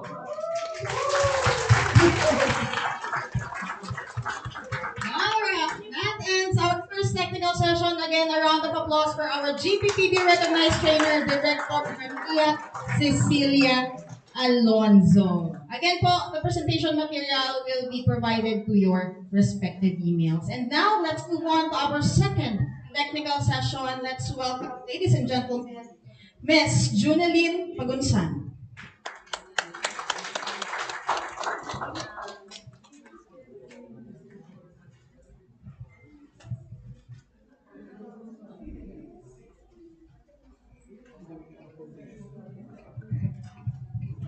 Good morning, everyone. So, related yung kaninang question, sir, sa topic. So, later on, we will discuss about it. Sino dito yung planner? Ang kanyang work, specifically, definition ng kanyang position is planner. Ay, wala. Sino yung nag-work sa office ng planning or planning division? Okay. Sino yung may role as an end user? Taas kamay. Okay. Technical working group. Back secretariat. Majority. Back secretariat. Back member. So, mas marami sa inyo back secretariat, back member. Approving authority. Taga-pirma. Wala din. So most of you are from back secretariat member. So halos lahat pala ng documentation, preparation, nasa inyong side. Mahalaga din ito sana kung merong end user dito. Kasi in terms of procurement planning, eventually, siguro, end user din kayo ng kanya-kanya yung offices, no? On top of being a back member. So, mahalaga sa inyo yung topic about procurement planning. So, let's start. Ms. Kayla.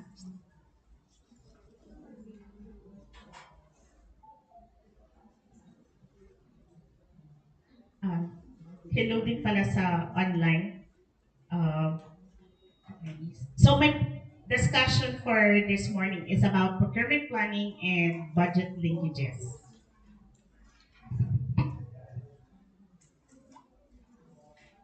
Okay, so just like yung other topics, since 1 hour lang ito, there is a specific module for procurement planning and budget linkages. You can request for that. But for this morning, we will be discussing about Philippine procurement paradigm, strategic procurement management, and how to have a proactive planning.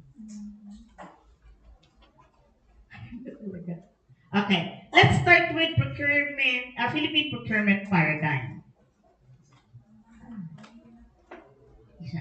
So, yung Philippine procurement paradigm, nasa 4 na quadrant siya. So, let's start with the identifying kung ano ba ang need ng isang ahensya, followed by the assessment, and then magpo-procure, then finally implement to satisfy the needs of your agency. So, sa part ng needs, first, dito na kasalalay yung pinaka-bulk, kumbaga, ng procurement planning. Kasi ito yung part na kung saan you have to identify ano ba yung bibilhin natin. Ano ba yung ilalagay sa PPMP?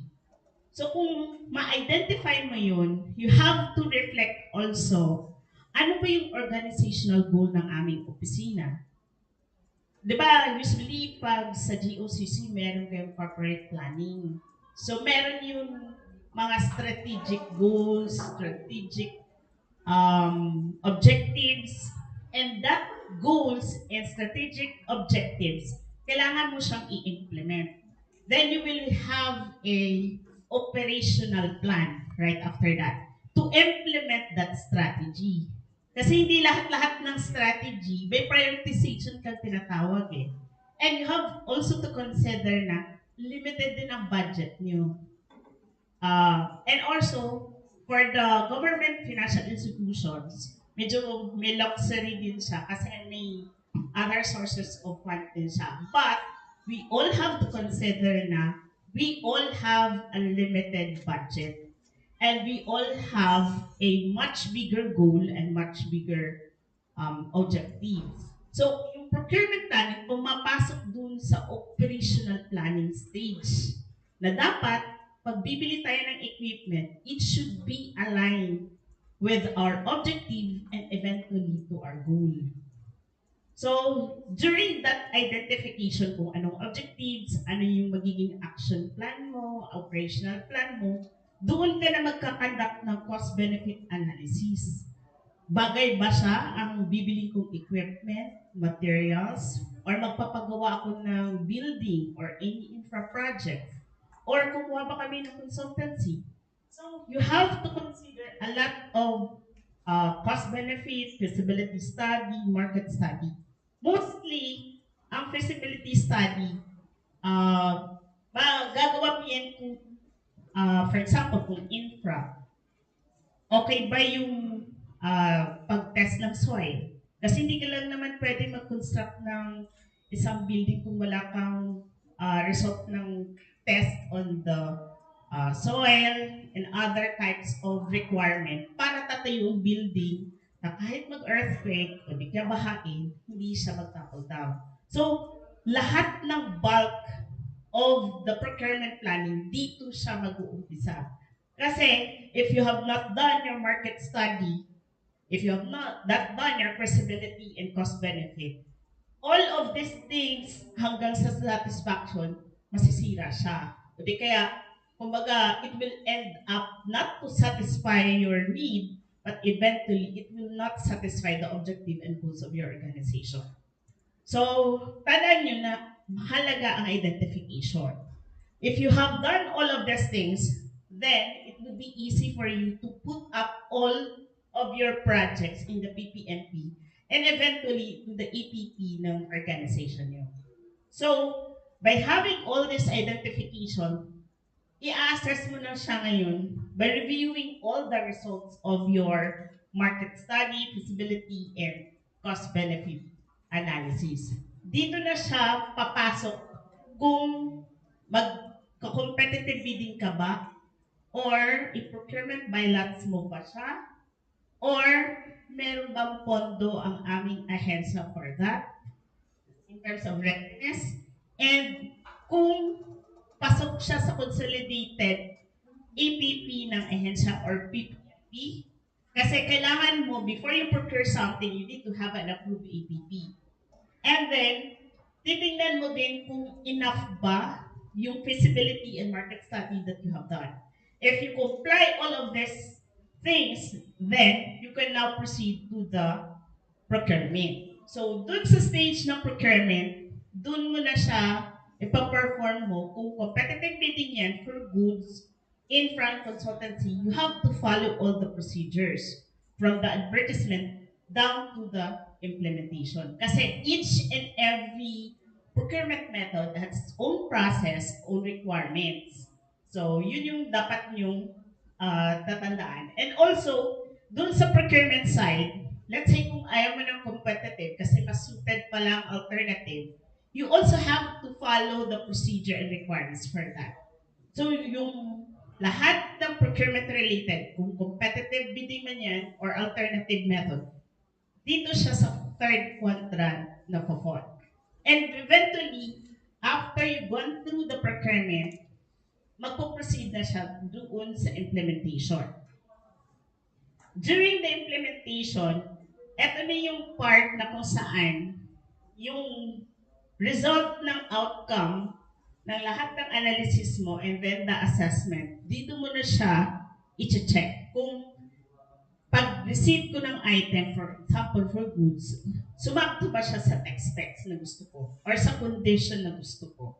And also, this is the time for you to oversee, let's say, kung construction man yan, dito na siya mag-fall. And then eventually, kung ma-inspect mo at ma-accept yung project, i-release mo ng payment. There are times na etong part ng implementation, let's say nagka-delay, diba? Nakasaad sa ating competitive bidding requirements and even on our bidding documents. Pag may delay, meron kang liquidated damages that could be computed. Kaya mahalaga dito yung pag-monitor ng project in such a way, madali siyang i-compute yung kanyang liquidated damages in case of delay.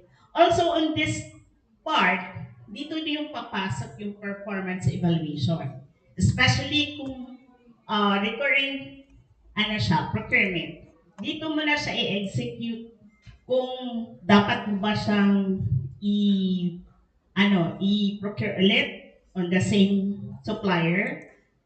Kasi kung okay siya sa'yo, satisfactory or very satisfactory, well, good. You just have to perform the requirements of renewing the contract. Pero kung hindi, at least during this time, it would be easy for you to assess kung anong ilalagay mo ulit or kung anong ikakandak mo na study or kung need mo bang gumawa ng cost-benefit analysis. So, if you look at it, the whole paradigm, bumabalik lang siya at bumabalik. So, the outcome of your implementation and evaluation and monitoring is beneficial for you to identify again what will be the need of your agency for the next year. Kaya mahalaga siya na you have to follow all of this paradigm process. Okay. So, looking back at all the EPCPI or Agency Procurement Compliance and Performance Indicator for all the back secretariat, you are all familiar with this. Di ba may self-rating na ginagawa ang agency? At the same time, doon mo madedetect what are the problems. Is it on the reviewing side? Is it the procurement planning side? Or is it lack of knowledge in terms of your procurement actors, technical working group, back secretary, for that matter? So, based on that EPCPI result, almost all agency, ang nagiging problem niya is on the procurement planning. Very few lang yung concern or problem in terms of medyo na-delay ang release ng budget, hindi kaya masyadong maraming red tape in terms of approval, hindi kaya kulang ng training yung staff or kulang ng knowledge or even kulang ng tao. Kasi most of the time, ang nagiging problem nila is right from the start, the identification of need. hindi comprehensive. Eventually, kung hindi comprehensive or hindi talaga pinag-isipan yung procurement planning side, eventually, if you look at the paradigm, it will end up talaga na failure bidding o kaya may delay. So you have to take it into aside na sobrang mahalaga yung procurement planning. Miss Monique. So, looking at it, ang bulk ng procurement planning dito na site sa first and second quadrant. Kaya, kung pumalpak yung paggawa mo ng action or pag-perform mo in this two quadrant, eventually, in terms of your procurement and implementation, it will fall into either kulang yung supplier mo, walang nag-bid, o di kaya mataas ang bid mo kaya walang interested, o di kaya kulang-kulang yung technical specifications mo. Or may tendency, kulang ang pondo mo. So a lot of things might happen that will not eventually lead to non-satisfaction of the need of the end user if you will not perform a proper, strategic, and comprehensive planning in terms of how to procure in reaching the goal of the organization, specifically its objective. So, ano ba yung procurement planning? Remember, it is a process. We have to distinguish yung procurement management. Here, procurement planning, it's more of the process to identify ano yung bibilhin in accordance with organizational goals and objective, ilan ang kailangan, or how many you need, ano yung details, particularly technical specification, terms and conditions that you want, at magkano siya, and kailan mo siya kailangan, first quarter, second quarter, third or fourth, and how you are going to source it. Is it in your general fund, special fund, or any other types of funds? So if you look at it, it aims for you to manage your expectation based on the achievement of organizational goals and objectives by fulfilling the procurement need. Nakita niyo kanina sa paradigm, di ba? Procurement needs to satisfy the satisfaction in achieving the organizational goals and the objective of the agency, and also to perform the function of your respective offices. So, why do we need to plan? Sabi nga nila, diba, if you plan to fail, you will eventually fail. So, why we need to do that? Kasi, sa dami ng need ng ahensya, and iba-iba siya na need kung first quarter, second quarter, third quarter, and fourth quarter. And we know for a fact na majority sa atin, yung ating designation as member of the BAC Technical Working Group, BAC Secretariat, BAC member, they are all additional tasks, right? Aside from this, you also have your own respective tasks. Di ba sa ating IPCR, may tinatarget ka din sa sarili mong personal task aside from the procurement related. So, kung hindi natin ipa-plan out siya, ililay out, magsasuffer yung main objective ng ating IPCR.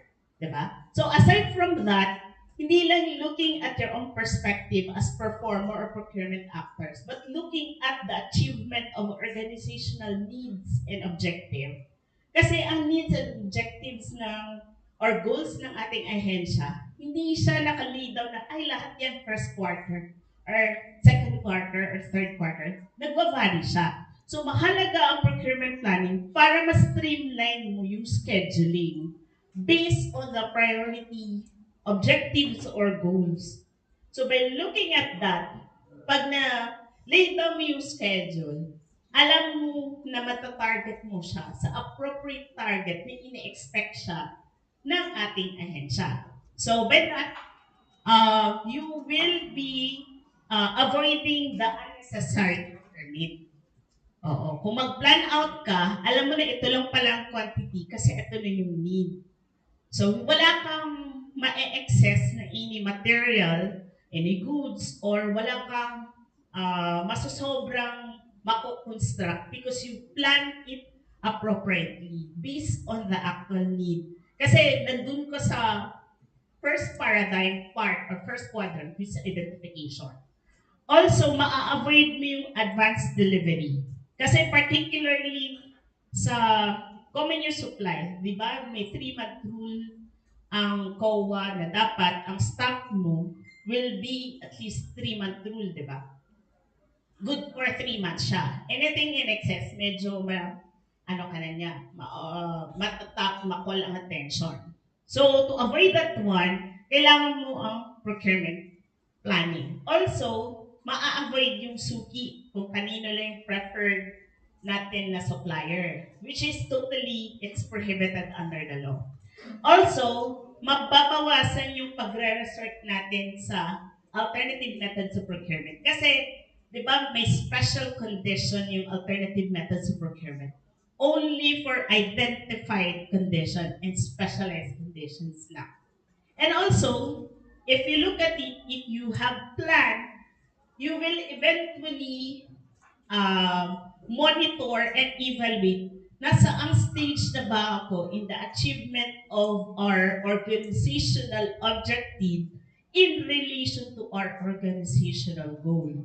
Kasi meron tayong mga project, particular in IT, na mahalaga siya na you will able to procure it in a timely basis kasi other system in our office will be affected. So if you will not procure it in a timely basis, there are times na maapektuhan maraming system. Especially doon sa stage na yung IT system mo ay kailangan mo siyang i-renew on a proper time kasi it connects all other systems ng inyong ahensya. So, we are not talking about the delay of having this system renewed, but we are looking into the possible cost of this delay. And we are not talking about thousands of pesos. Some of this IT system can cost you billions of pesos. So kung magkunti ka ng delay, kasi tandaan nyo, if all of this IT system is procured by competitive bidding, may 3 months ka to procure.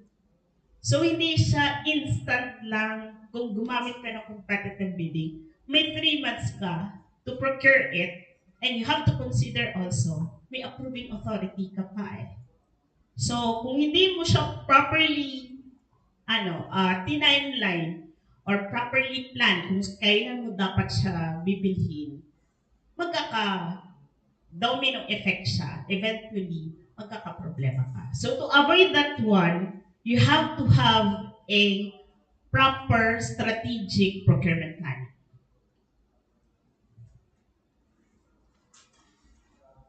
Okay. So, ang procurement planning, we all know as a general rule, all procurement shall be within the approved budget of the agency or the procuring entity and should be meticulously and judiciously planned by the procuring entity. So, ang pagkasabi dito na meticulously planned, dapat each and every division should think about their respective roles, duties in relation to the goals, organizational goals, and strategies. Paano ba makakatulong yung opisina ko to achieve that goal? Anong equipment ang kailangan ko? Anong goods? Anong equipment do I need to have a consultancy services or infra to achieve that one? So kung meron ka function na kailangan yung bumili, for example, for some financial institution, kailangan mong bumili ng banknotes, right? So kung hindi mo siya na-plan out, hindi lang ang ahensya niyo magkakaproblema, but the whole Philippines. Dahil magkakaroon ng insufficiency number of banknotes available. So, dapat tinitingnan mo siya ang ganung aspect. Hindi lang naman ito maka-affect sa'yo as an empleyado and sa agency, but other people, your stakeholders kumbaga, yung expected clientele nyo, ang maapektuhan. So, the services that is offered by your agency, medyo, magiging poor. Or yung trust ng public to your agency eventually will be affected. So, kailangan na you have to procure things and plan it and how to procure it in a meticulously and judiciously plan. So, paano ba natin ma-achieve yung meticulous and judiciously plan? Hindi lang dapat siya gagawin ng isang opisina. For example, sa GOCC, hindi lang dapat siya corporate planning division. As much as possible, dapat may participation yung each and every offices. Kaya mahalaga yung mga annual report, a source of your information. Di ba, nagsasabit ang OPCR. So doon mo makikita kung bakit hindi nila na-achieve yung kanilang target. What are the possible reasons? Pwede mong sabihin na kulang sila ng computer or kulang sila ng printer.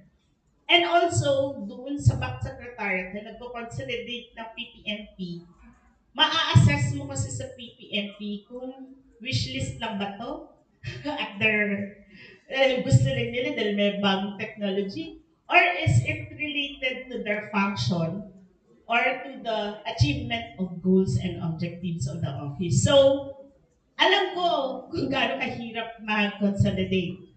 At kung out of that consolidated PPMP, yung paglagay mo sa final EPP, you have a limited budget, take note.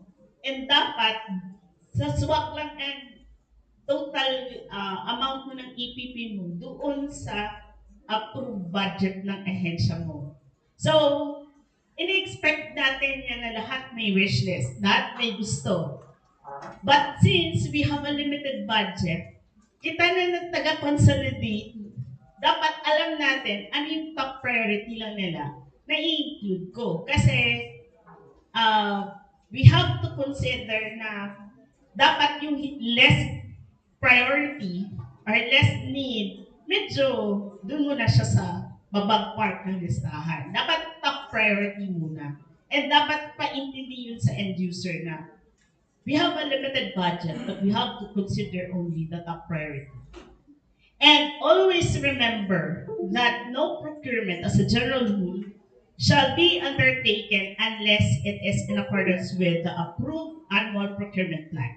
So in case, for example, na sa APP, 1 million yung budget, pero alam naman natin, especially for procurement of technology, last year mo siya na plano, last year mo siya na market study.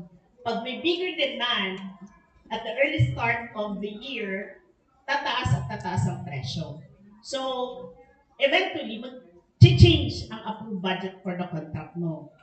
So, kung may 1 million ka na approve, di ba, ang bagong budget mo is 1.5. Ang sinasabi dito, no procurement shall be undertaken unless in accordance with the approved annual procurement plan. So, okay ka for 1 million, but you still have 500 na kulang.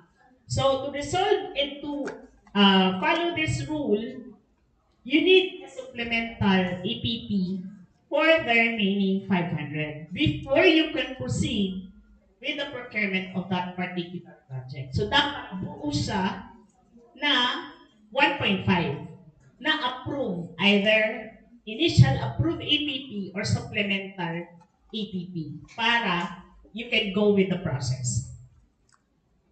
Now, di ba kanina sinabi ko at discuss ko na dapat pag procurement planning ka, sineschedule mo yung procurement projects para hindi naman magiging loaded ang back secretariat and back.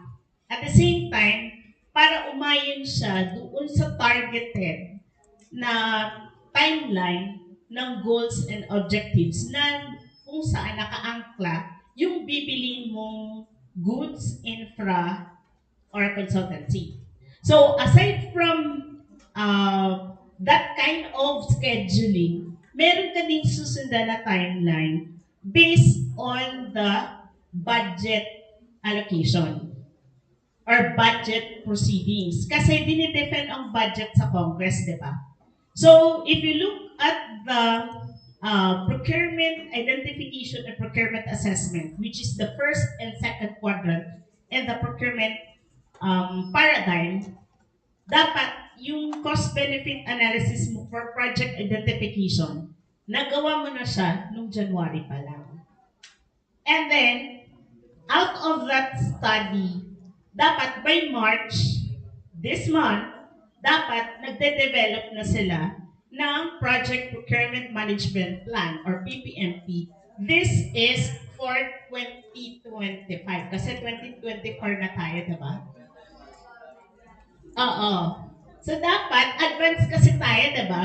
If we are going to plan out for EPP 2025 or PPMP 2025, supposed to be, ang planning stage niyan, a year before. Kasi ginawa na natin yung planning ng 2024 approved EPP last year. So supposed to be, or ideally, dapat nagpre-prepare na sila ng kanilang PPMP. At dapat nakakandak na nila yung study. January to March. Also, supposed to be dapat kino-consolidate na ng back secretary. Alam ko in reality hindi ganyan. pero since umattend kayo ng procurement forum and you have a bigger impact in the decision making ng ahensya nyo, start na natin i-encourage. Kung tayo ay end user, dapat push natin si boss, si director, sir, study natin kasi may plano ka next year, diba? Na magpatay ng building or bumili ng equipment, sir, gawa na tayo ng market study. Oo. So, yun dapat supposed to be. So, January, February, March, bakit natin siya iniisip na dapat January to March, ito na yung lahat ng iniisip at ginagawa? Kasi, pagdating ng end ng March, dapat meron ng consolidated APP.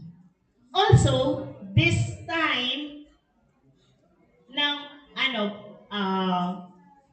procurement identification and initial stage ng procurement assessment, ito rin ang time for the end user to re-evaluate all of their procurement projects for 2024. Kasi for example, merong nag-change sa goals and objective o di kaya nag-change sa ating environment. Example na dyan is during the COVID time. Diba? Everything changed. So, kung nag-properly plan ang isang end user or isang ahensya, ma-change niya, mas madali sa kanya to anticipate ano yung changes na gagawin. Kasi, doon sa approved na EPP natin, lahat ng projects doon, makaka-affect yun sa procurement monitoring report and EPCPI sa percentage ng achievement at the same time sa BOR.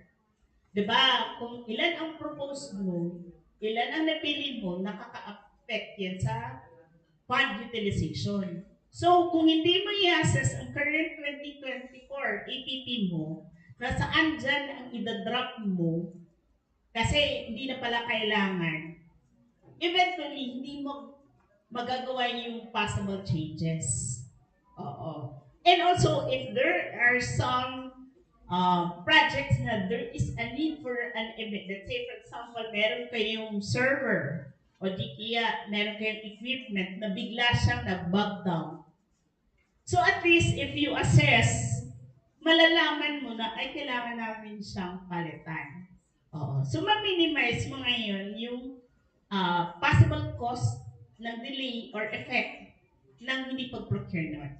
So technically, dapat ganun yung magiging timeline para pagdating ng April, dahil na-consolidate mo na yung PPMP mo, what I'm talking about here is yung 2025 ha?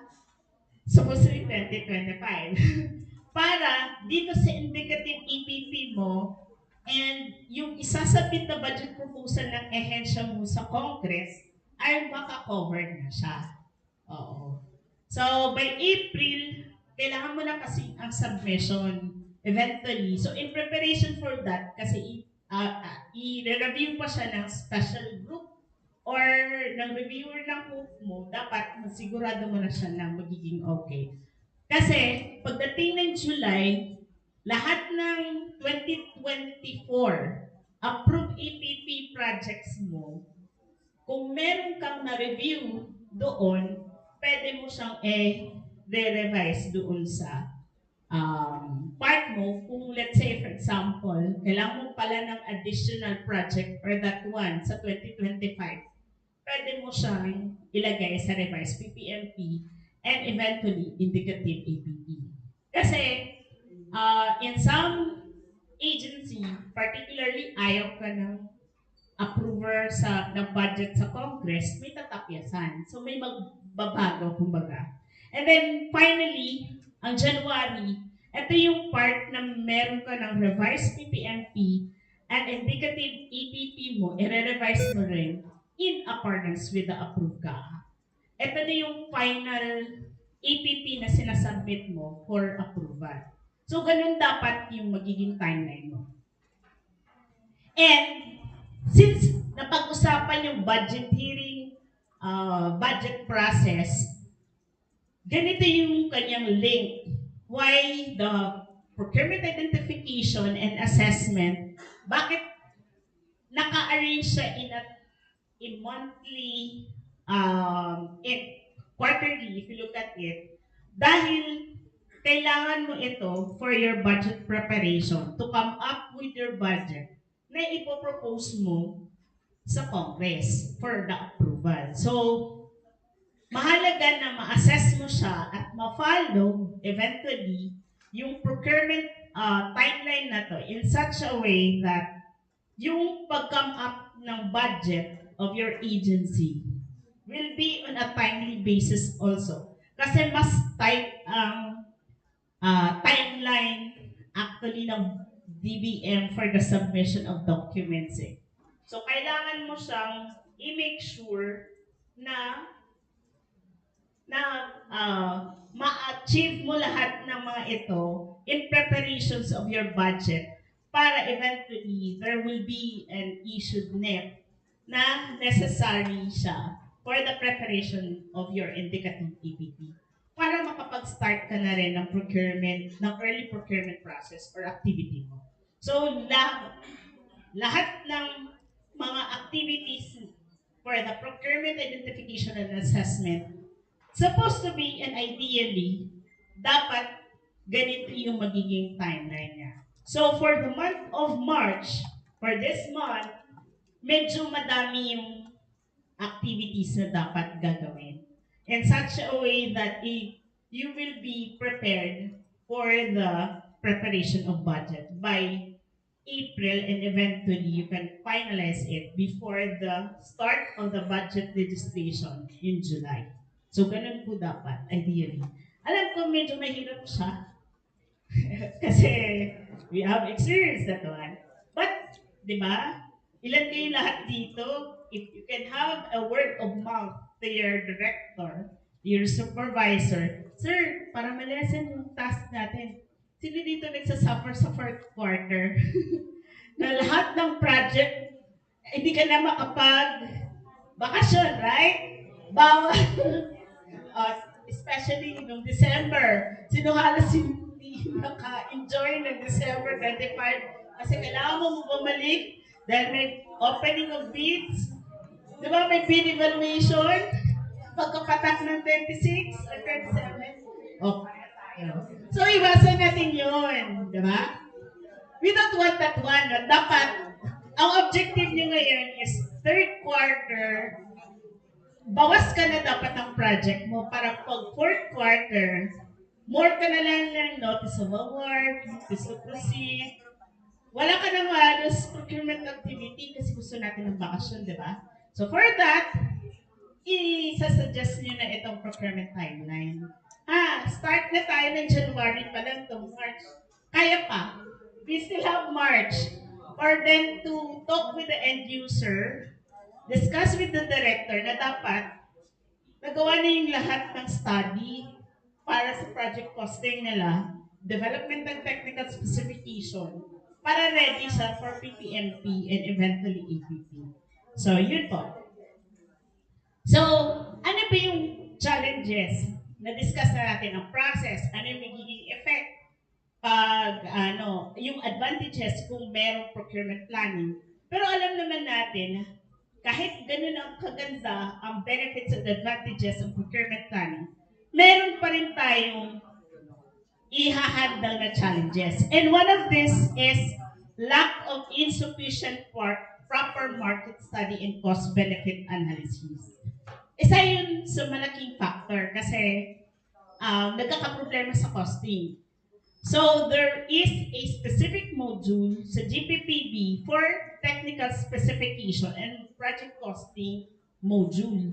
Kasi hindi yun madidiscuss together with this forum in just a matter of 1 hour. And it has to have a workshop kung paano ba kinakonduct yung sinatawag na proper market study and how to develop a cost-benefit analysis. So if you are interested for that, you can request a GPPB. Also, another challenge is, meron talaga tayong project na hindi siya na-include sa PPMP, so-called not planned because of changes in the objective or there is a technological disruption. I-anticipate natin yan. Or, nagka-budget cut. Diba sa net natin, lahat ng pinapost natin, sinama. Biglang hindi tayo natikuha ni congressman. O diba, binawasan. So there is a bigger change in the budget. So eventually, magbabago din ang planning mo na initially that you have done. Also, another, lack on knowledge on how to perform market study. Another na nakikita namin na possible reason is walang experience ang end user, technical working group, or back secretariat in assessing kung tama ba ang technical specification, term of reference. And also, there is a specific module for this particular topic na kung gusto mo talaga matutunan yung project costing, technical specification, and how to conduct market study cost benefit, separate module siya. At meron siyang workshop for you to learn. Then, kumbaga, how to do it and how to execute in a specific project. So, we all know na pag improper planning or wala kang planning at all, ito yung magiging consequence niya. There could be a failure of bidding kasi walang interested, or there could be your technical specification obsolete na pala sa market or hindi na binibenta sa market, or delay ka sa procurement kasi hindi mo siya na-anticipate na first quarter pala siya or second quarter. And finally, at the end of the day, magagalit sa'yo sa end user, magagalit sa'yo ang boss mo kasi hindi mo na-satisfy ang need in a timely basis. So because of failure, expect mo may delay kasi magre-rebidding ka pa eh. Also, marami ka ng time and effort na nasayang kasi dumoble ng trabaho mo kasi magre-rebidding ka pa tapos may another bidding ka na schedule. So, you will add up to your task. So, to avoid all of this, you really have to have a proper procurement planning. So, looking at the concept of proper procurement planning, we also have the strategic procurement management. Why we have to have a strategic thinking. So by having that, dapat during the time na nag-market research ka, for example sa IT, ano ba yung trend? Ano yung equipment na palaus or wala na? So, kung equipment ang bibiliin mo, for example sa IT, doon papasok ang maintenance, repair. So when we're talking strategic procurement management, you are looking on a long-term vision. Hindi lang siya panandilang bibili ka tapos na ang storya. Dapat, when you're looking on your procurement, gaano siya haba tatagal. And ipapasok mo yung konsepto ng green procurement. Yung discussion kasi doon na dapat ang technical specification mo follows with the green technical specification eh. So titingnan mo kung ang bibilhin mo aside from following the green technical specification, gaano siya katagal at magkano yung kanyang costing kumbaga sa maintenance and repair para ma-avoid mo na pag mag-backdown siya, alam mo dapat na equipment yan, dapat may kasama kang preventive maintenance. Para it will be a cost reduction kasi hindi ka bibili ulit eh. And hahaba ang buhay ng iyong equipment. So, dapat when you are having a procurement planning or procurement strategy development, you have to look it in a more strategic approach that you have to align your objective to the organizational strategic goals, objectives. At the same time, it will cover the top priority of your organization. So if you have a strategic and proper procurement planning, mami-minimize mo yung risk or ma-mitigate mo yung risk. At the same time, you can reduce the cost. At the same time, you are aligning your procurement to the organizational goals and objectives. So mas marami siyang benepisyo compared sa proper procurement planning na kumbaga you are foresighting, you are thinking ahead. Kasi dapat learned lesson na natin yung COVID. Kasi during COVID time, lahat tayo nabulaga, right? So we have to think na sooner or later, the world is changing, the technology is changing. There are a lot of wars happening outside the country, and there are a lot of changes in technology. These changes can create disruption. So if you are not considering all of these things, medyo magiging additional challenge siya sa'yo. Aside from challenges on the lack of knowledge of your procurement actors, magiging additional challenge mo siya. So that is why, kung anong set of direction of your agency, dagdagan mo siya ng strategic thinking kung saan pa patungo yung trend. Especially, hina-highlight ko talaga yung technology. Kasi dati, di ba, if you look at the desktop and laptop, gumagamit pa tayo ng VGA. Ngayon, wala ka na halos makikitang laptop and desktop na may VGA. HDMI na. So, if you are not thinking about that one na sooner or later, medyo, matawag nila, medyo mapahuli ka sa teknolohiya. So, it will be an added burden to you as a user of technology and also for your agency. So, specifically, ito yung magiging advantage of having a strategic procurement management. Cost reduction, risk management, execution of speed, kasi you're thinking about how can the technology or how innovation can help me make all of these things faster. So also, it could be a supplier-based management. You build trust with the supplier by understanding the industry. At the same time, it will foster procurement innovation. Kasi marami namang technology and innovation ngayon that can make our life easier. So we have to learn how we can maximize technology to make our life easier. So by that, we have aligned already our procurement objectives with the goal, eventually cost reduction. At the same time, the implementation of your strategy and performance measurement is in matrix. Ma-quantify mo na siya. And you will also have a cost management kasi hindi mo na mabibili yung mga materials na halos hindi siya pinapansin ng iyong ahensya o hindi ginagamit.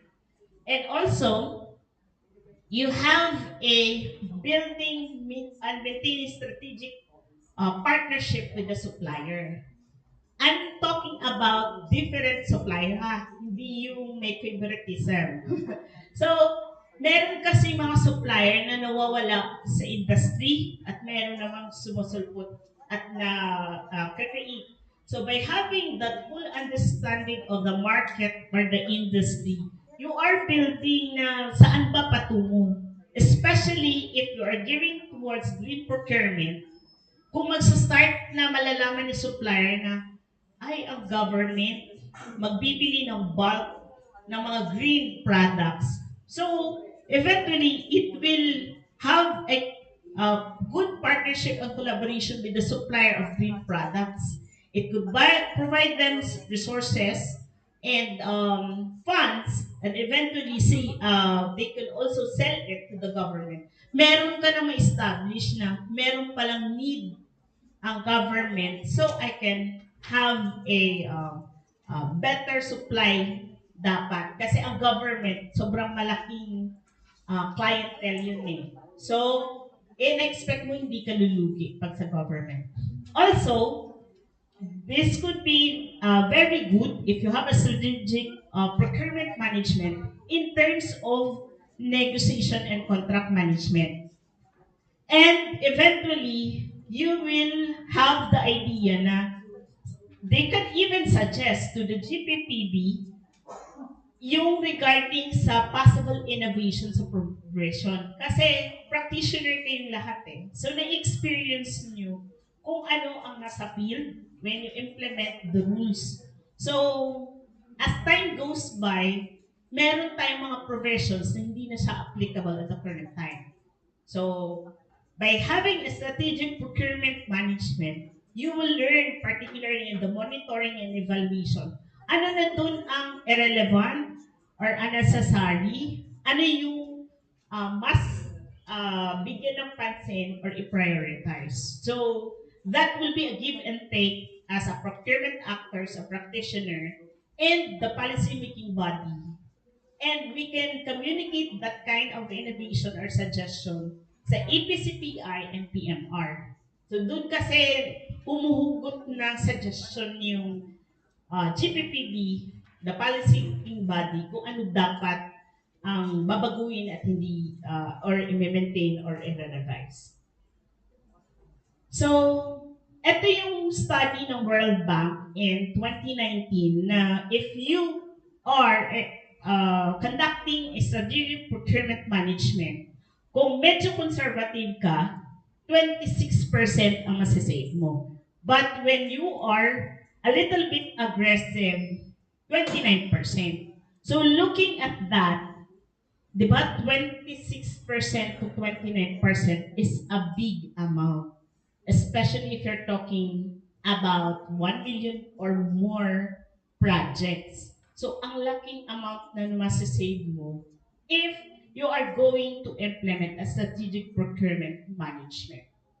So, by that, any changes sa batas, sa regulations, is not necessarily result to the savings na tinatawag. Kasi, nasa atin yun na nagpaplano. If you plan strategically and properly, eventually you can generate this 26 to 29% savings. So, looking at the bigger perspective, if you have a strategic procurement management, at the end of the day, it is also based on the study that you will have an increased efficiency and also you can reduce the cost.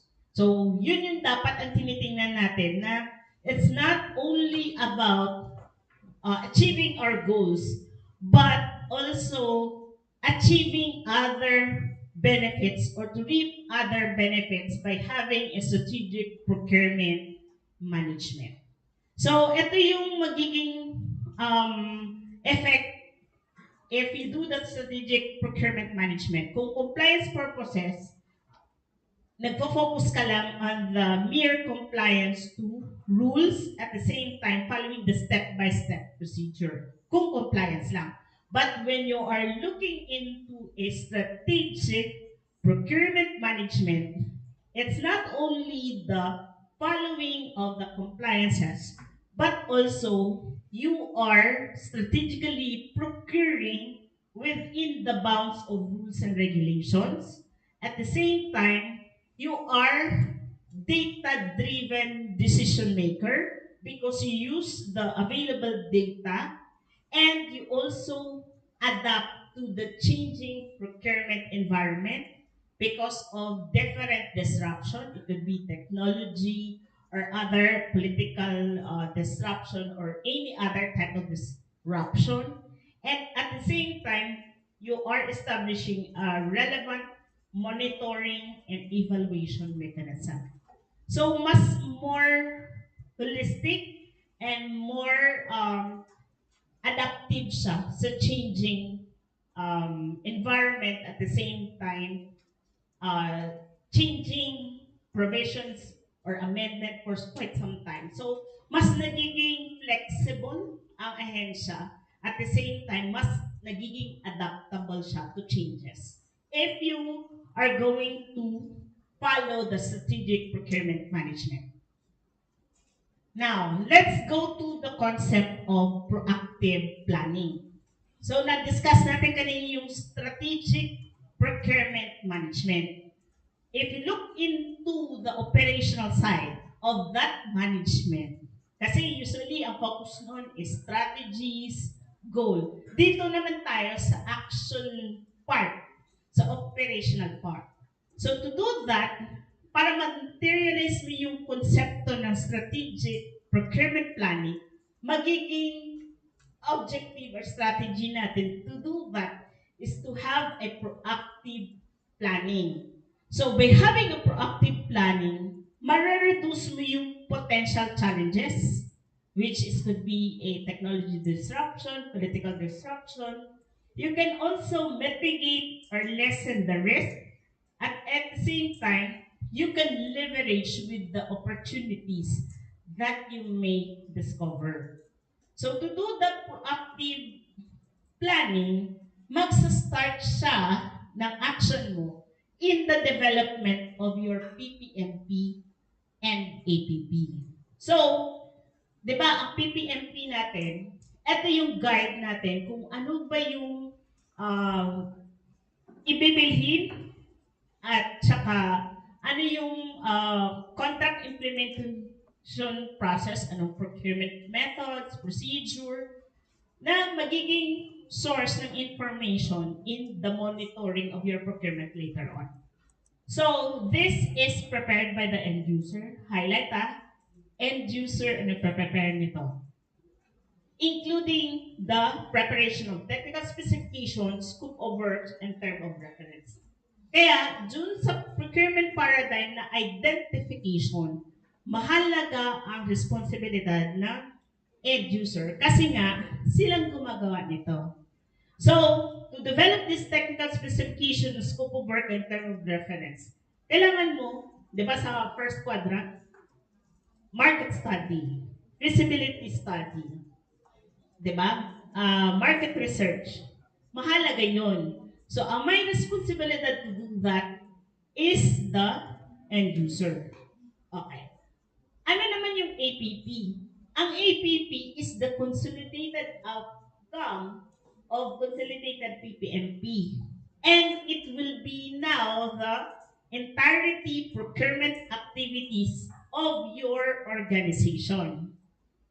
And ang usually nagko-consolidate niyan is box secretariat from the submitted PPFP of the end user.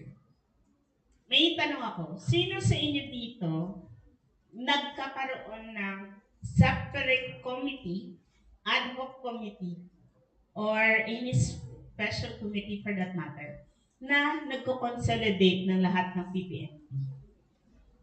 Sino sa inyo ang merong committee? Kasi under the rules, ang magko-consolidate is back secretariat. Oo.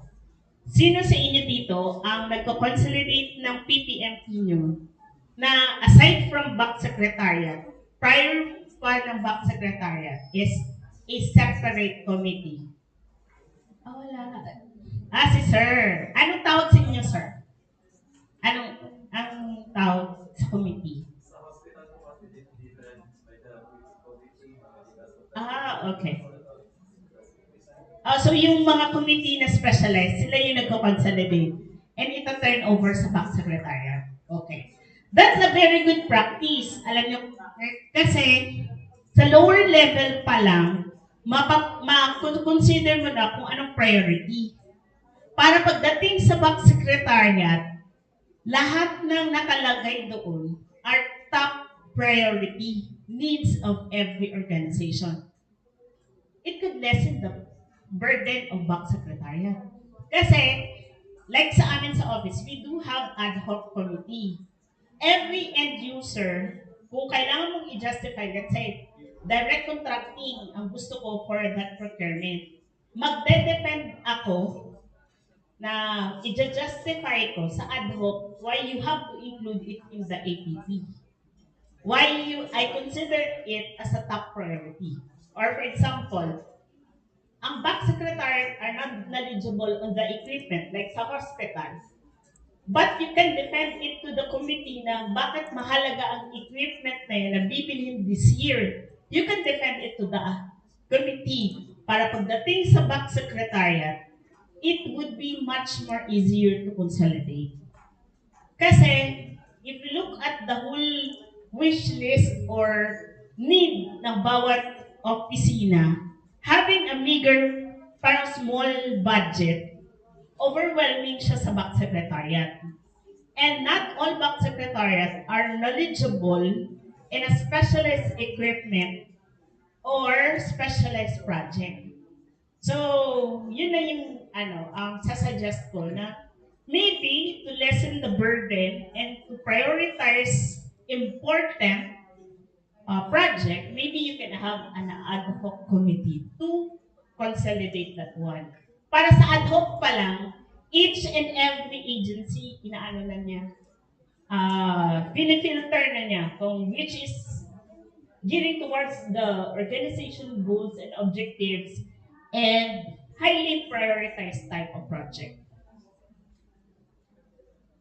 So, ito yung mga normal na nangyayari. So, each division will submit their proposed PPMP and then consolidated by back secretariat or consolidated by a special committee or ad hoc committee, eventually submitted to the back secretariat, the consolidated, and then deliberated kung anong mag-i-include sa APP, then eventually that APP projects will be recommended by the BAC for the approval of the whole. So, yun na yung isang possibility na this is the regular timeline and processing of PPFP and eventually to the APP.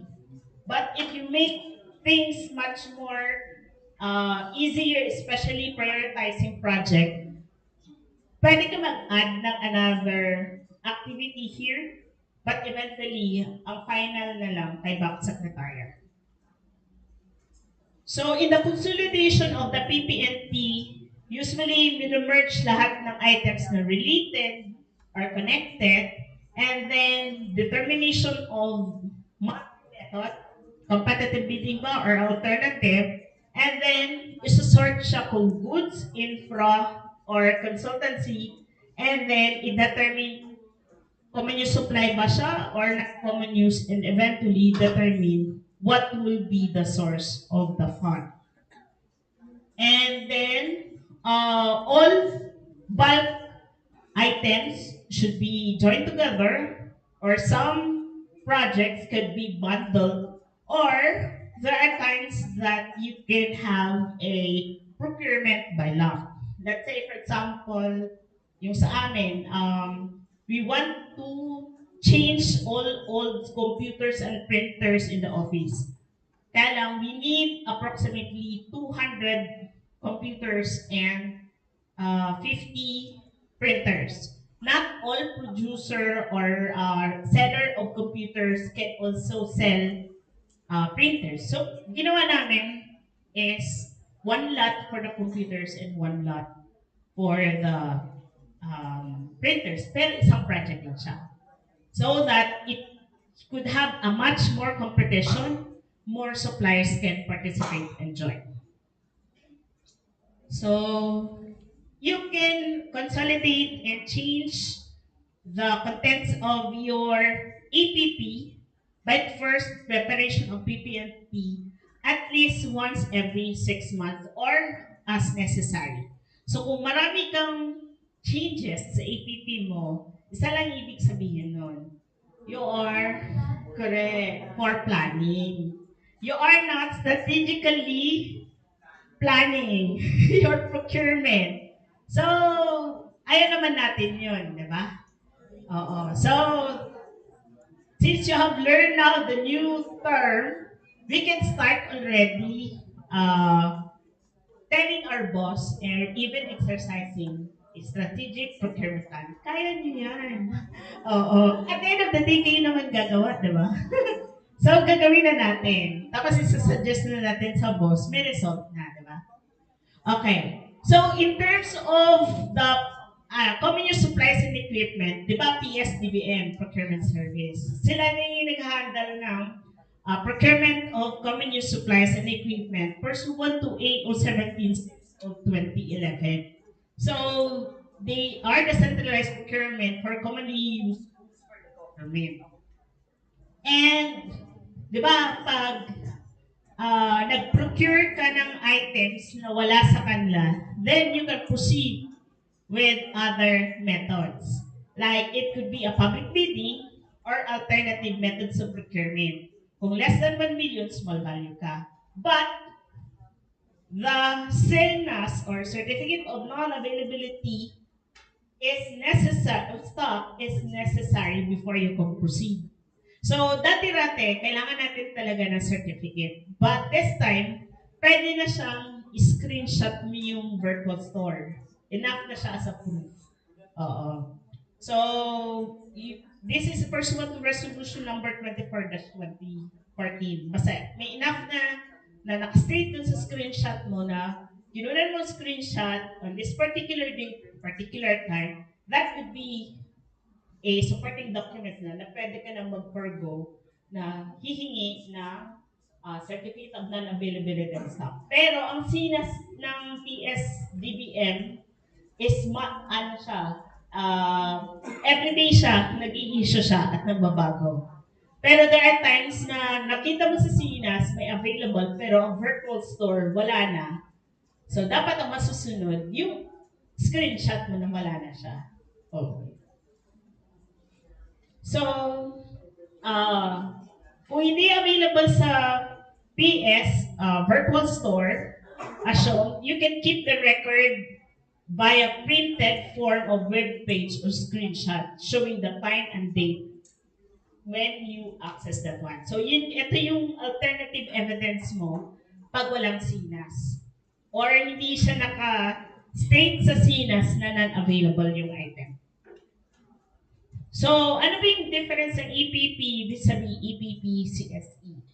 So, yung APP, ito yung nire-refer sa RA, sa Implementing Rules and Regulation of RA 84, and iba siya sa APP-CSE. Nakita niyo yung APP sa CSE, define yung items, di ba? You just have to put the quantity that you want. Unlike sa EPP na non-CSE, ito yung tayo mismo ang naglalagay ng particular project. So yung EPP CSE, ito yung basis ng PSDBM para malaman nila yung quantity ng mga goods na bibilihin nila. And when you're talking about common use supplies, these are the supplies and materials and equipment na nakalagay doon sa draft EPP-CSE and sa price list na makikita nyo sa website ng PSDBM. So another mode of procuring an items and goods and infra is through the outsourcing. It could be a request from your agency to a particular government agency. For example, for the construction of this building, ang may expertise si DPWH, pwede silang maging procurement agent mo.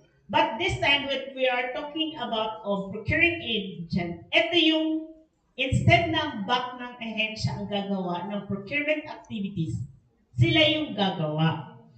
So by this, wala kang pondo na may ilalabas.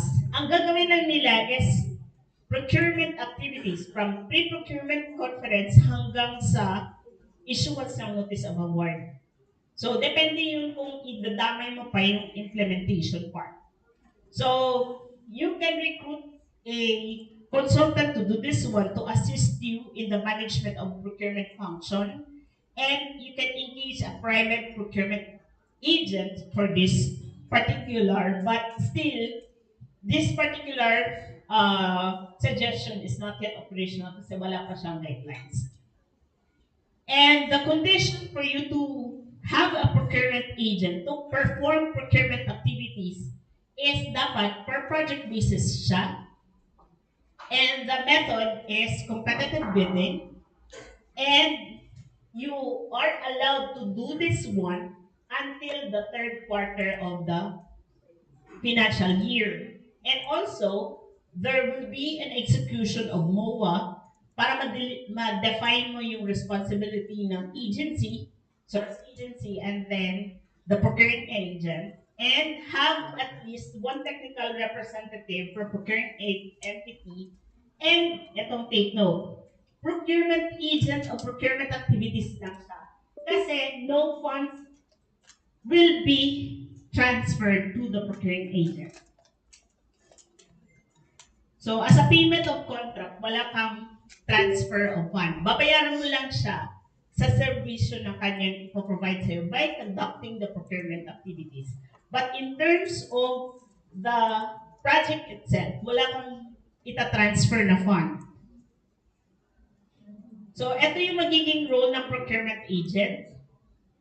Just like what the Bids and Awards Committee is doing, na sila yung mag-advertise or mag-post ng invitation, magkakandak ng pre-procurement conference, mag-receive and open ng bids and also to evaluate, and to undertake any appropriate alternative methods if is requested the procuring entity.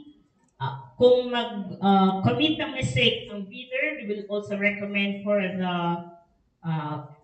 appropriate sanction, and eventually, they will be doing the resolution of the request for consideration during the procurement activities, and finally, recommend the award of contract.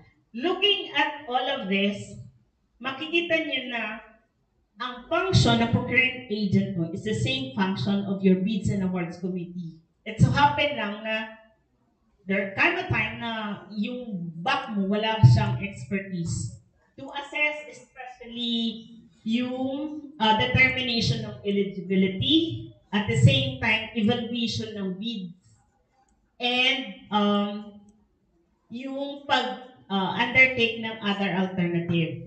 So by that, alam naman siya, kaya lang ang magiging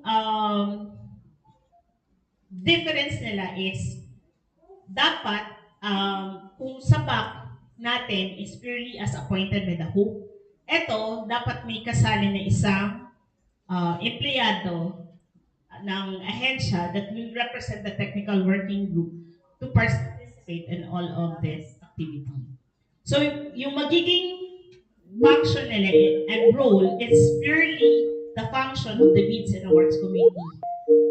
At saka, walang itatransfer ng pondo sa kanila during the implementation of the project. Purely, back function lang talaga ang gagawin nila. And in terms of the procuring entity and procuring agent, ang function ng hope will be remain or retain. And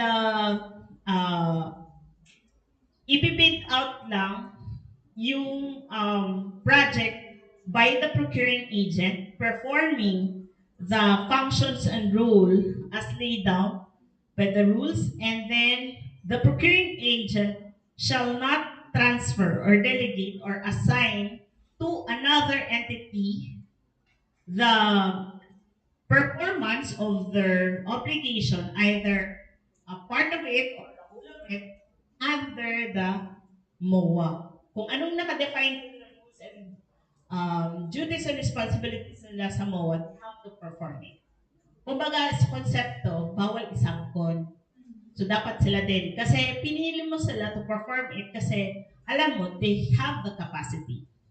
And also, in a mutual agreement of surrender its obligation by the procuring entity, surrender its obligation and accountability in the proper implementation of the project, which is prohibited and to be included also in the MOA. So, we all have the idea na hindi lang sa lahat ng oras ang ating back or special back ang magpa-perform ng procurement activities. We can also source it out. Also, we have to take note, dun sa proactive planning konsepto, dito na rin ang papasok yung early procurement. Di ba may indicative APP tayo? So, we can perform some of that project included in our indicative procurement. So, the early procurement activity refers to the conduct of procurement activities from posting of the procurement opportunity until the recommendation of the bank to the hope to award the contract. For the goods delivered in projects to be implemented and consulting services to be rendered following the fiscal year. So, the awarding of contract will be dependent on the funding sources. So, this involves the advantages na early completion of the project, at the same time, timely implementation of the project, and effectively manage the procurement project. So, ang early procurement is the effect ng pagkakaroon ng strategic procurement management and proactive planning. So, if you are going to have that kind of thought, ang isa sa possible na action plan mo to achieve that one is early procurement. So, applicable lang ito sa General Appropriation Act, Appropriation Ordinance for the LGU, Corporate Budget for the GOCC, and Government Financial Institution, and Loan Agreement for Foreign Assisted Projects. And, di ba kanina sa identification or first quadrant ng procurement paradigm, ang preparatory for this early procurement should also include that one, which is cost-benefit analysis, feasibility study, market research, and civil works. So, kasama din siya doon sa identification na part. Ang kulang doon sa paradigm is the implementation part. So, first, second, and third, the identification, assessment, and the procurement, yun yung part niya, pero up to the notice of award lang siya. So, Framework agreement naman is another way of procurement aside from nag-procure tayo through other sources. Another strategy that the agency can do is to have a framework agreement. So this is the written agreement between the procuring entity and a supplier or service provider that identifies the terms and conditions under a specific purchase, otherwise known as call-off. So they are made for the duration of agreement. They could have a minimum period of 1 year and a maximum period of 3 years. And ang consideration ng ito is isa siyang option contract. Pag option, pwedeng bumili ang procuring entity ng goods and services or not to buy at all. Ito yung pagpili ng goods na alam mong yearly binibili mo siya, pero in a quarter, hindi mo alam yung quantity. Pero alam mo, bumibili ka. So this is a very good way kung saan meron kang unidentified demand in a quarter. Para meron ka lang possible supplier na sigurado ka mapoprovide niya yung specific need mo. So, ang gagandahan nito kasi kung magmahal man ang items, under the framework agreement, hindi kasi cover the price escalation. So technically, in a long run, mas makasave ka sa agency. Especially for items na medyo flexible and sensitive for price escalation. At the same time, hindi ka na magti-3-month procurement activities mo. Especially kung competitive bidding ka palagi for this one. At gusto mo mag-competitive bidding, unfortunately, yung quantity, hindi mo siya ma-define dahil parang volatile siya. Pwedeng based sa projection nyo, last year, mababa. Previous year, mataas. So, kahit na market study ka, hindi mo talaga siya, mapipredict yung actual quantity na need ng iyong ahensya. This is the best option for your agency. And the applicability of this kind of agreement is procurement of goods and services, which is repeatedly required, but the quantity or exact time of need cannot be accurately predetermined. And also procurement of goods which are not advisable to be carried in stock. If you have this kind of situation, you can take a look at the procedure requirement of framework agreement kasi meron na tayong rules and regulations regarding that one. So, it is also applicable for the procurement activities of national government agency, GOCC, and government financial institution, state university and colleges, and local government unit. So, to lessen your burden, if you fall within this application, why not take a look at framework agreement? So, for the procedure in terms of kung 1 year procurement agreement lang yan versus a multi-year, mas mahaba yung requirement of multi-year compared to the 1 year. For a single year, outright determination of the lowest calculated rated bid, and then the execution of option contract, and then the actual purchase after the call-off, and prices quoted are fixed and not subject to price escalation.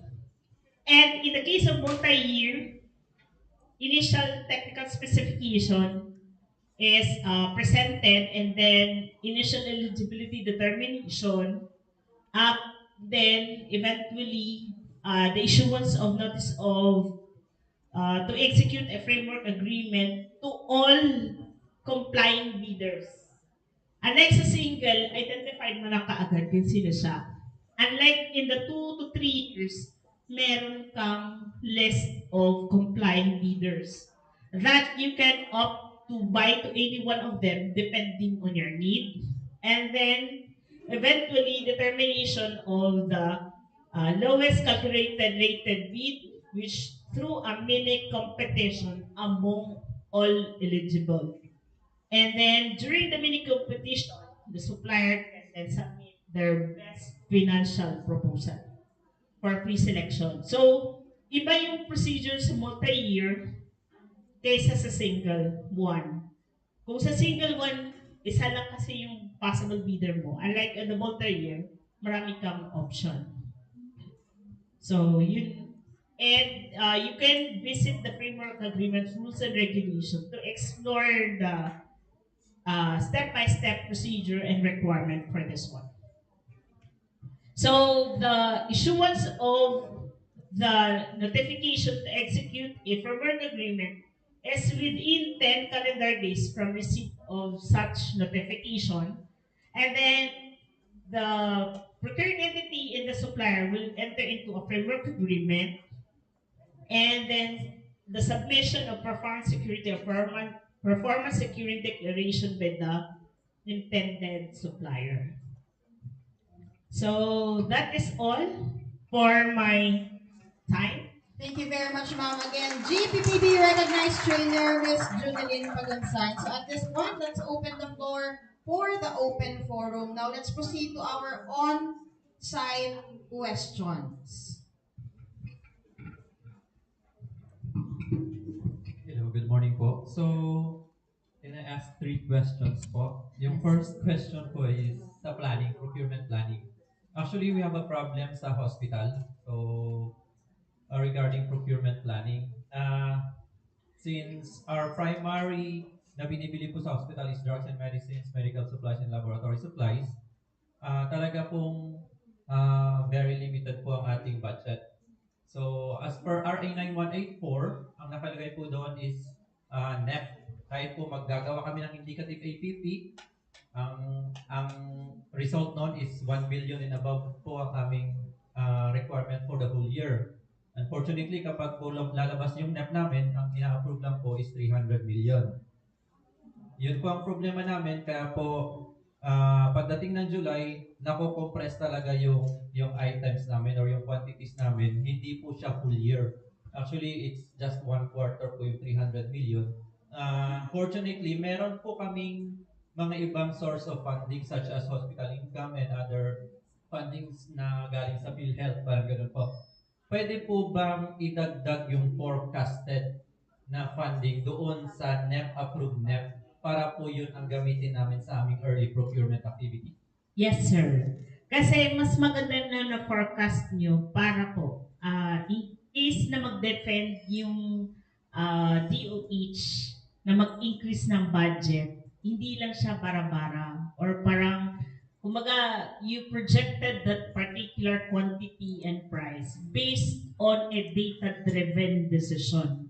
Kasi yun yung minsan ang hindi makakonvince kasi sa ating policymaker or even our boss. Sabihin niya, baka na magic mo yan. So, mahalaga po ang forecasting. Kaya sinasuggest ko, lahat ng items na pinoprocure nyo, as much as possible, dapat may database kayo para makikita yung trending. So, kung wala kayong database system na in place, you can use Microsoft Excel actually to project. So, it's not only ang database mo, it's not only on the quantity, kasi nagbabago. As time goes by, yung demand for a particular gamot ay nagbabago. Plus, as time goes by, may ibang gamot na nag-a-upgrade. But also, dapat, di ba, i-consider natin yung isang batas on the generic name.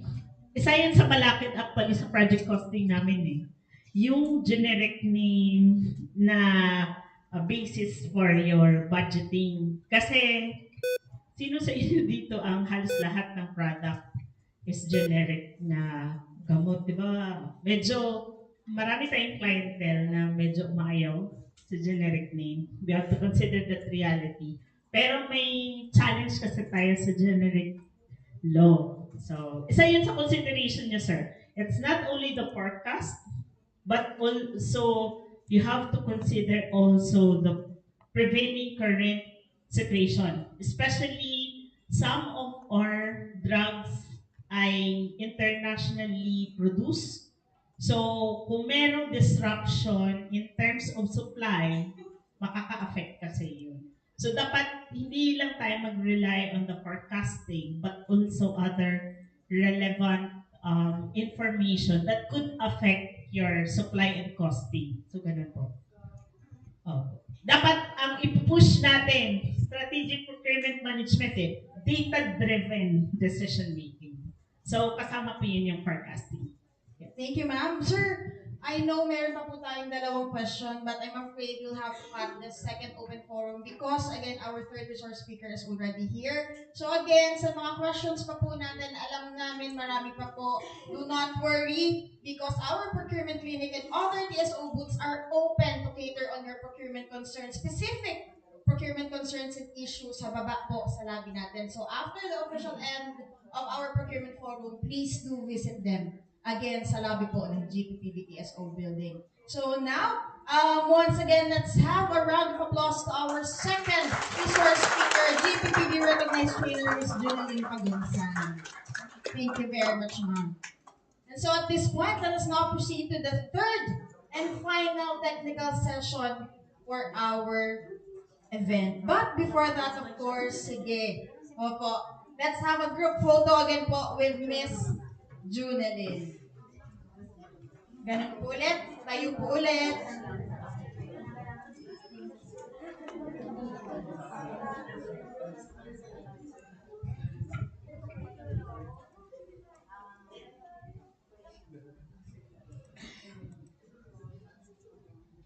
Okay, ready?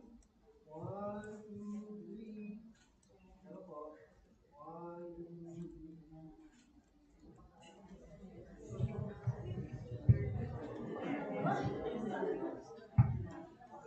Thank you po. Thank you very much. Once again po, Miss Junelyn Pagunsan. Muntik pa. Thank you very much, Secretary, for reminding me. Muntik pa tayong hindi makakuha ng photo with our Ma'am Junelyn. So, ayan, at this point, sure na ako, let's now proceed to our final technical session. Ladies and gentlemen, please welcome GPPB recognized trainer, Ma'am Elnora Velasco.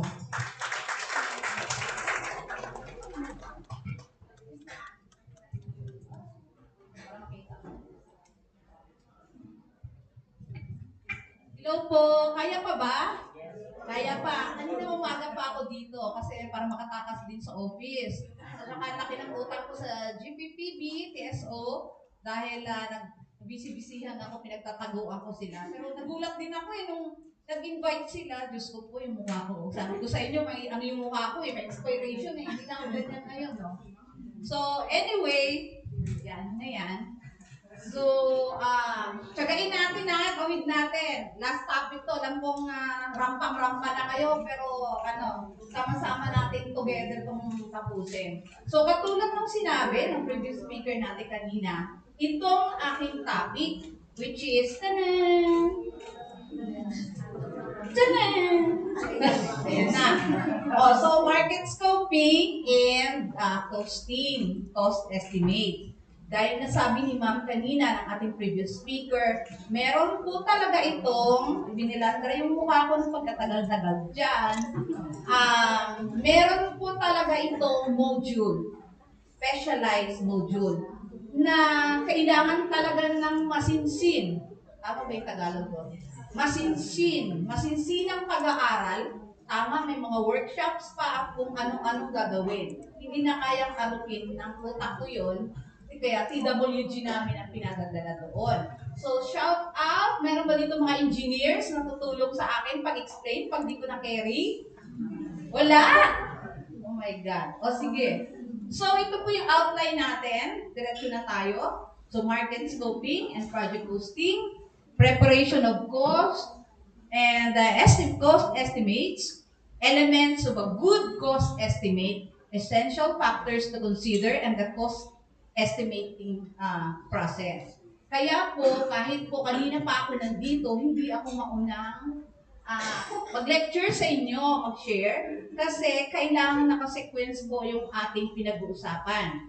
Kailangan pong na-lay down na sa inyo yung importance ng procurement planning, procurement management, para makarry ninyo yung pag-uusapan natin. Okay? So, proceed tayo sa market scoping.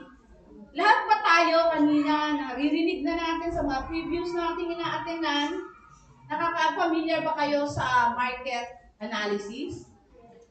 Di ba? Market study. Di ba? Meron yon. O ngayon, nabulaga ba kayo sa word? Bakit parang bigla naman kumiksena si market scoping? Di ba? So, proceed po tayo sa slide 5. Ito. Actually, parang the same lang sila kung tutusin, ay ibig sabihin. Parang ni-level up mo lang yung tawag sa kanya, scoping.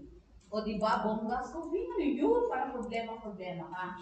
Pero bago tayo mag-start, ng tuloy-tuloy, gusto ko lang sabihin sa inyo, ilagay natin sa mga isipan natin na hindi tayo nag-iisa. Ibig sabihin, lahat ng pag-uusapan natin ay hindi kayang gawin ng isang tao. Kerry? Diba? Hindi natin kaya yon. So, we always emphasize, lalo sa department to, we always emphasize to work as a team. Hindi kaya yan ng isang tao lang. Na ikaw lang yung sa Tagalog yung buot-buot, ikaw lang mag-decide. No? Essentially, hindi ako yung Tagalog kasi limited din ang ng Tagalog. Ano nangyari sa'yo, Neng? Okay. So, market scoping, ang ibig sabihin lang to, kung nakita niyo yung slides kanina, di ba may malaki ditong parang lens? Ano ibig sabihin nun? Di ba yun ang ginagamit ng mga investigador? Parang gano'n lang yun. So, i-scope mo, ibig sabihin mag-iimbestiga ka. In short, i-apply natin ang pagiging marites natin pagdating sa ating gustong bilhin. So, dito sa proposed, meron tayong going proposed revision, amendment ng 9184. Isa itong topic na ito sa isinusulong din, na bigyan ng weight. So, bigyan siya ng emphasis. In fact, sa amin, sa DILG, we proposed na talagang ilagay siya doon sa batas mismo na sana magkaroon ng provision talaga doon sa batas na ang gagawa nito or the person responsible must be the end user. Okay? So may IRR, meron naman tayo niyan. Pero ang nangyayari, by the way po, back secretariat head po ako ng DILG. So, although sa DILG, meron kaming isang division that handles the Procurement Management Division at tawag under din sa office ko. So, yun ay naka-specific lang sila nag-handle doon. Under that division, nandyan ang back secretariat section at nandyan yung minsan nararambol ko siya kasi bago lang siya, procurement monitoring and implementation section. So, sila yung hanggang payment yung sinusundan-sundan nila. So, itong section na to, idugtong ko lang doon sa sinabi ni Ma'am kanina, ay actually ongoing. Tandaan niyo yung mga pinakitang sa inyo ni Ma'am kanina, slides kasi hindi ko na siya i-discuss detail, pero of course, kung ano yung importansya din sa pag-uusapan natin.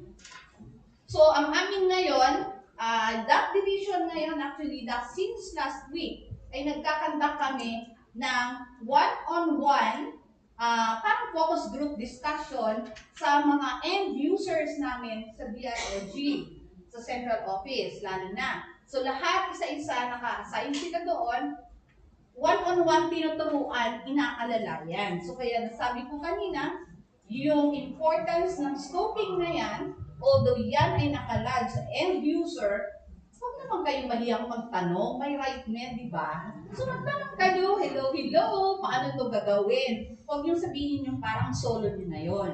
So yun lang po ibig sabihin nitong lens na to. So i-scope mo, ano ang hahanapin mo? Anong imamarites mo? So i-check mo, di ba may gusto kong malaman doon sa kapitbahay mo. Sus, ano ba yun? Saan ba nagpupunta yun? Ano ba yan? Ano ba binibili niya? Di ba ganon? So dapat yun, ganyan din ang attitude natin sa ating procurement. Bakit ni-level up natin? Sa akin personally, using this word is a kind of level up, di ba? Why? Because we have to level up also our approach and understanding and managing our procurement. Kasi nga, ayan, naisingit pa, bagong Pilipinas. O, di ba? May points na ako. Narinig yun. Hello sa mga Facebook dyan. So, ano na yun, added ko. Kasi nga, bagong Pilipinas na daw, kaya level up tayo. Okay? So, ayan. So, ano yun? So, market scoping is a method to help understand their market environment. Sino yung there? The end user. Diba? So, kabuuan nun is the procuring entity. Paano? Anong gagawin mo? So, researching and analyzing the market, available suppliers, their capabilities, and the general market conditions related to the goods and services being procured. Huwag nyo na kung saan pang hahanap-hanapin yung i-scope nyo. Kundi kung ano yung need ninyo na binabalak nyo i-procure. It helps in identifying potential suppliers and gauging the competitiveness of the market. Bibigyan ko tayo ng example to. Yung pinakamadaling example na makarelate tayo pare-pareho. Okay? So, if you have end user ka, meron kayong gustong gawin, di ba? For next year, ang target ninyo ay maglo-launch kayo ng kung anumang program ng opisina ninyo, di ba? May it be, may activity kayong ganon. So, ang kailangan nyo is a venue.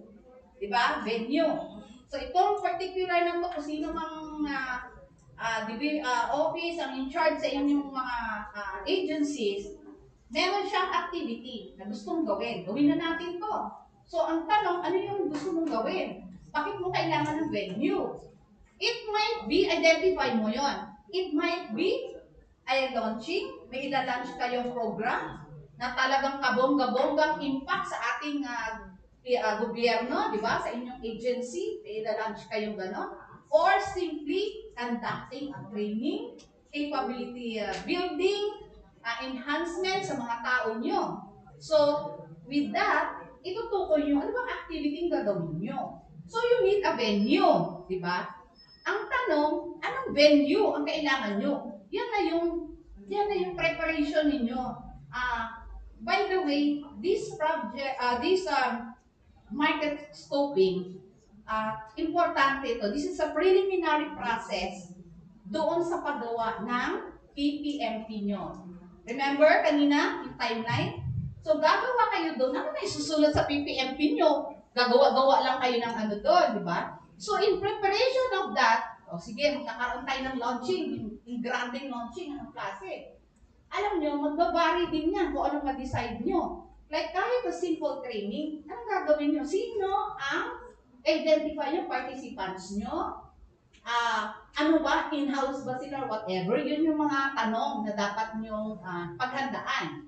Kung halimbawa naman magkakanta kayo ng isang pag-launch sa product or sa advocacy nyo or what, may ibang question din naman yon para i-consider nyo sa pagpili ng venue nyo. Ano yon? Again, gaano ka-blasting yung gusto nyong pag-launch, di ba?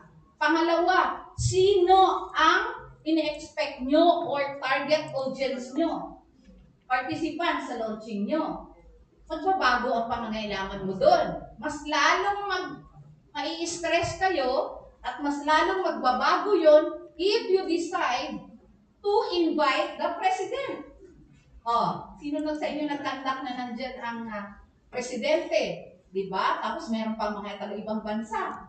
Ano yung mga titingnan ninyong requirements doon sa venue? Of course, i-consider nyo security. Isa yun, ang area kung saan, di ba? Ganun yun. So yun ang ipapart sa pagmamarites nyo sa inyong pangangailangan. Ano ba yung kailangan nyo? Meron naman, nag-conduct. Sige, conduct sila ng parang launching din or pa-training. Pumunta lang sa hotel, tumawag lang. Meron ba kayong venue for 100? Di ba, buti itong GPPB, di ba, TSO, meron na sila, di ba, bongga. I'm sure, inaayos din nila yung specs nila para dyan, di ba? Pati upuan nila, nakita ko parang spaceship. Nagalaw-galaw ng ganyan, di ba, bongga. Kaya hindi nga, dadali mo sa DILG lang.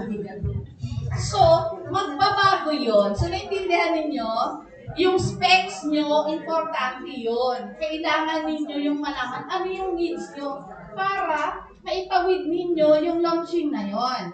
At that point, ano ba ang dahilan bakit kayo nagaganyan? Kasi karugtong nito para masuportahan ninyo yung sinasabi nating posting. Isa na ito sa top. Kita nyo, ito yung mga conditions nyo na available sa market. Ano yung mga uso ba ngayon? Paano ba mag-launch? Paano ba ang kinakanta ng mga training, di ba?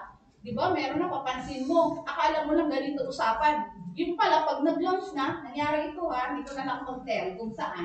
Baka makasuhan ako. Punta sila, invited ng mga pinakamataas na kataasan. Ngayon bigla ko tinawagan. Elnora, kailangan pala bukas ng yung lead wall.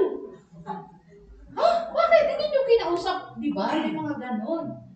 Kailangan nyo ng lead wall. Bakit hindi nyo naisip yun na pag nag-launching kayo, meron kayong mga gustong ipakita dyan. Ilang lead wall?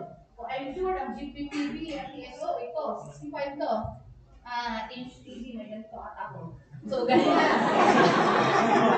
Joke. Pinapatawa ko na kayo para guminite. So, 65 inch na ganito, kasi makita ibang dulo. So, di ba, yan yung mga pangangailangan na sinasabi ko. Okay? So, kailangan yun, ma-define ninyo yun. Magwabari yung specs nyo as soon na magkaintindihan na kayo, mabuunan ninyo yung plano nyo. Okay? So, okay na, nag-agree na, invited ang president. Saan? Saan ang gagawin? Ano ba uso ngayon? Sa plaza ba ito gagawin? Na-launching ng bagong Pilipinas, di ba? Sa grandstand. Doon akong init-init.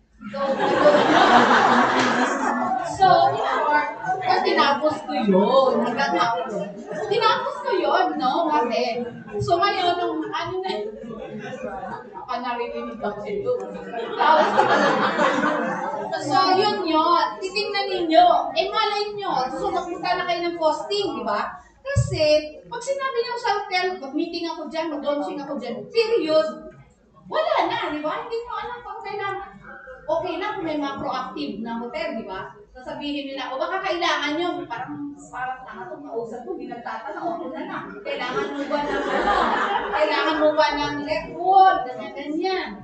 Okay, so, yun yung scoping. Paano nyo ginagawa yung market scoping? Of course, hindi lang sa isang titingin ka lang sa computer, di ba? Okay na, mag-scoping na ako. Hindi yun.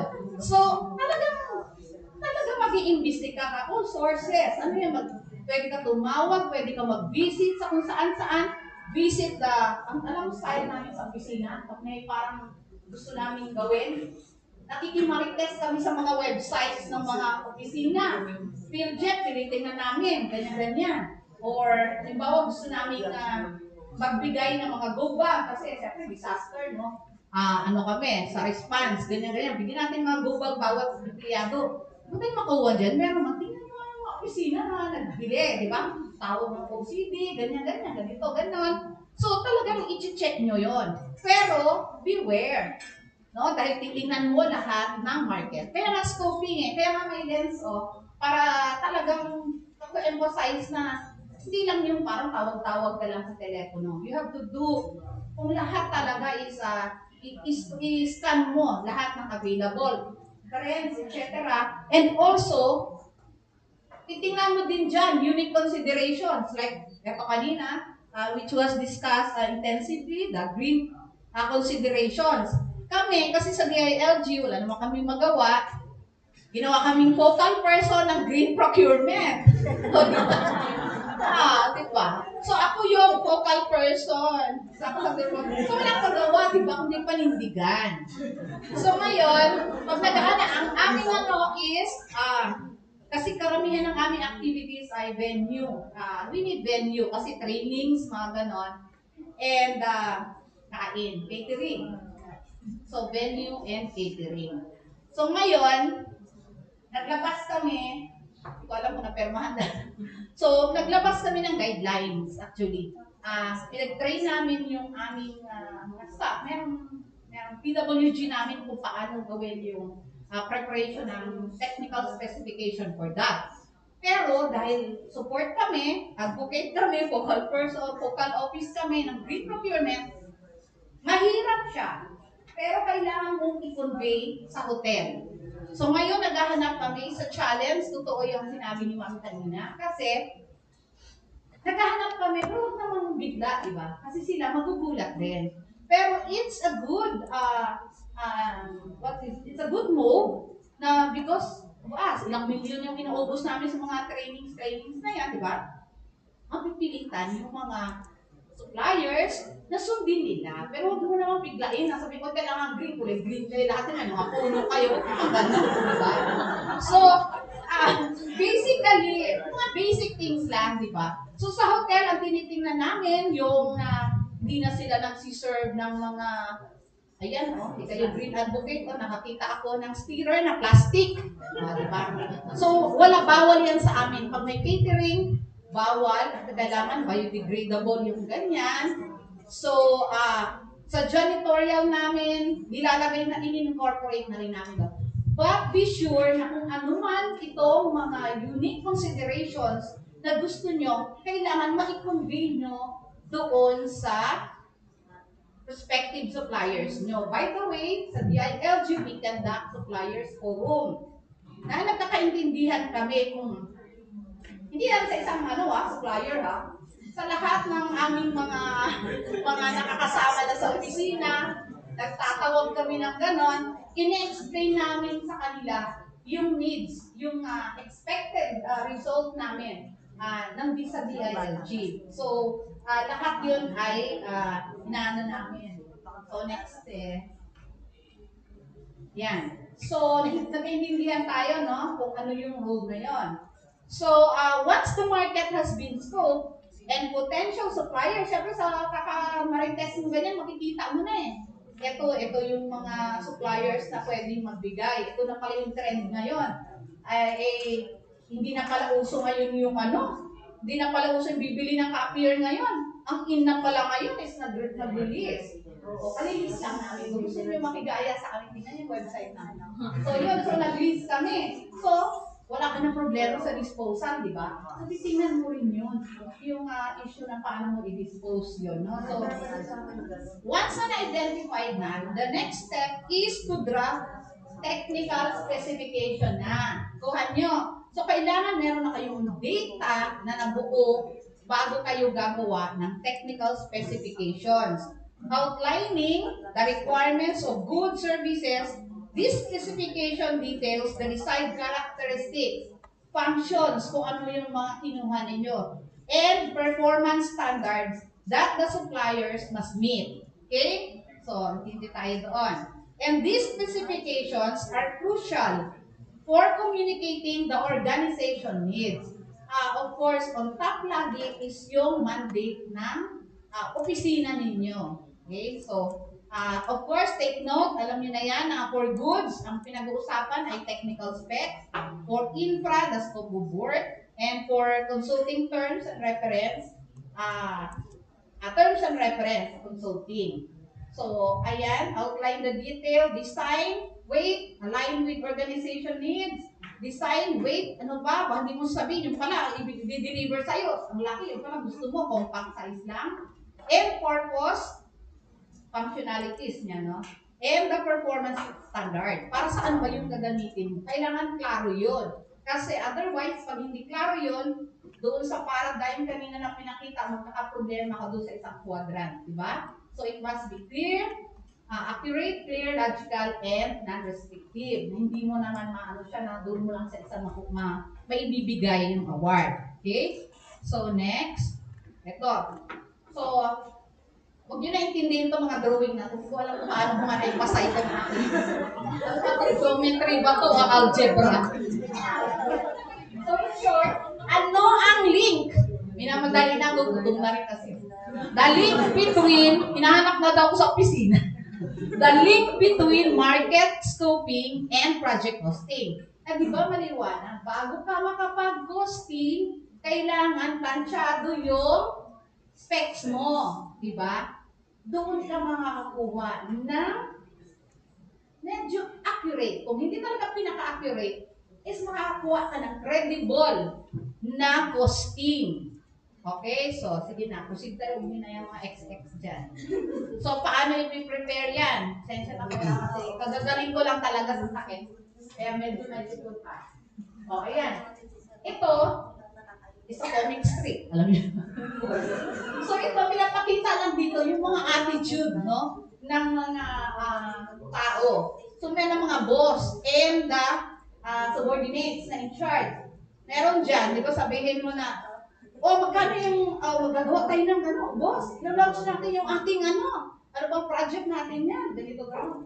Gano'n, saan natin gagawin? Ibitahin natin si Presidente. Magkano bang perang pinag-uusapan? Magkano yun? Ewan ko, magkano yun? Di ba? Kung boss mo, magagalit sa'yo, di ba? Hindi mo mabigay. Pero pag sabihin naman, mamadaliin ka naman ng boss mo, maglo-launch tayo ng ganito, or bibili tayo ng 10 sasakyan. Magkano yun?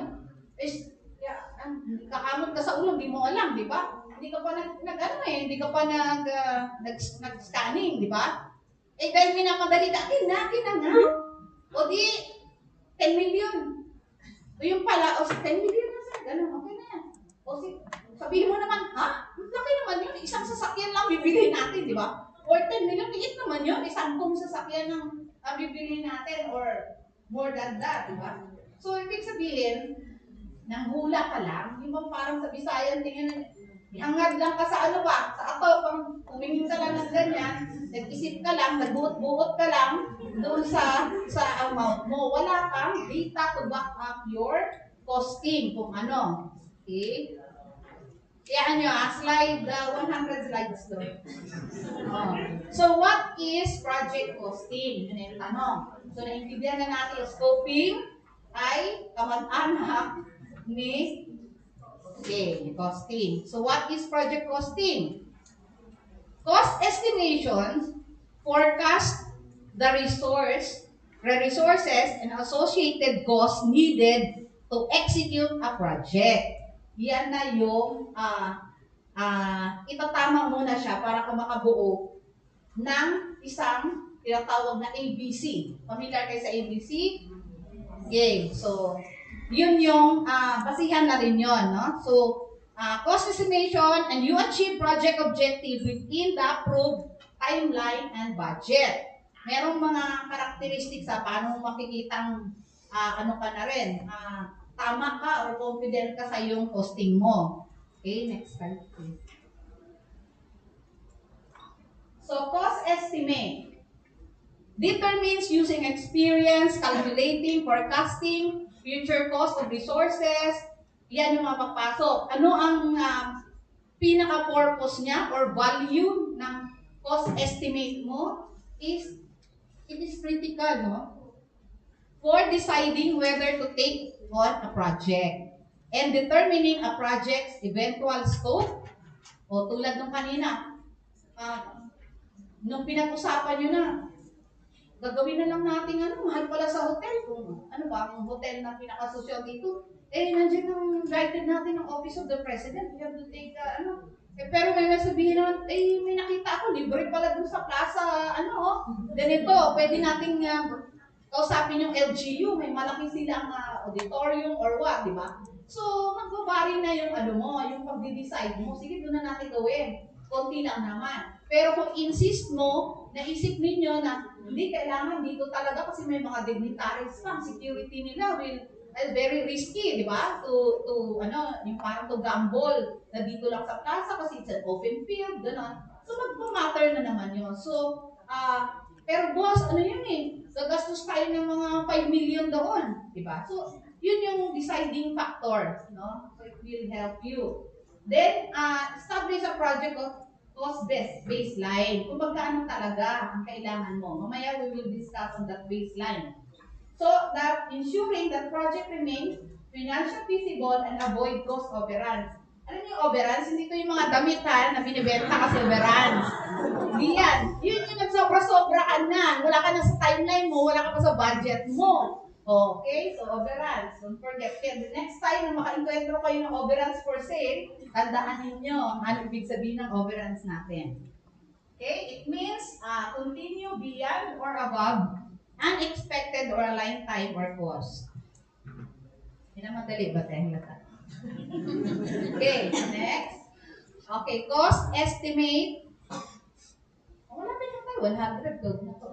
Okay, so it is used primarily as inputs for budgeting, cost or value analysis, decision making in business and asset projects, planning, ayan na naman, airport project cost and schedule control processes.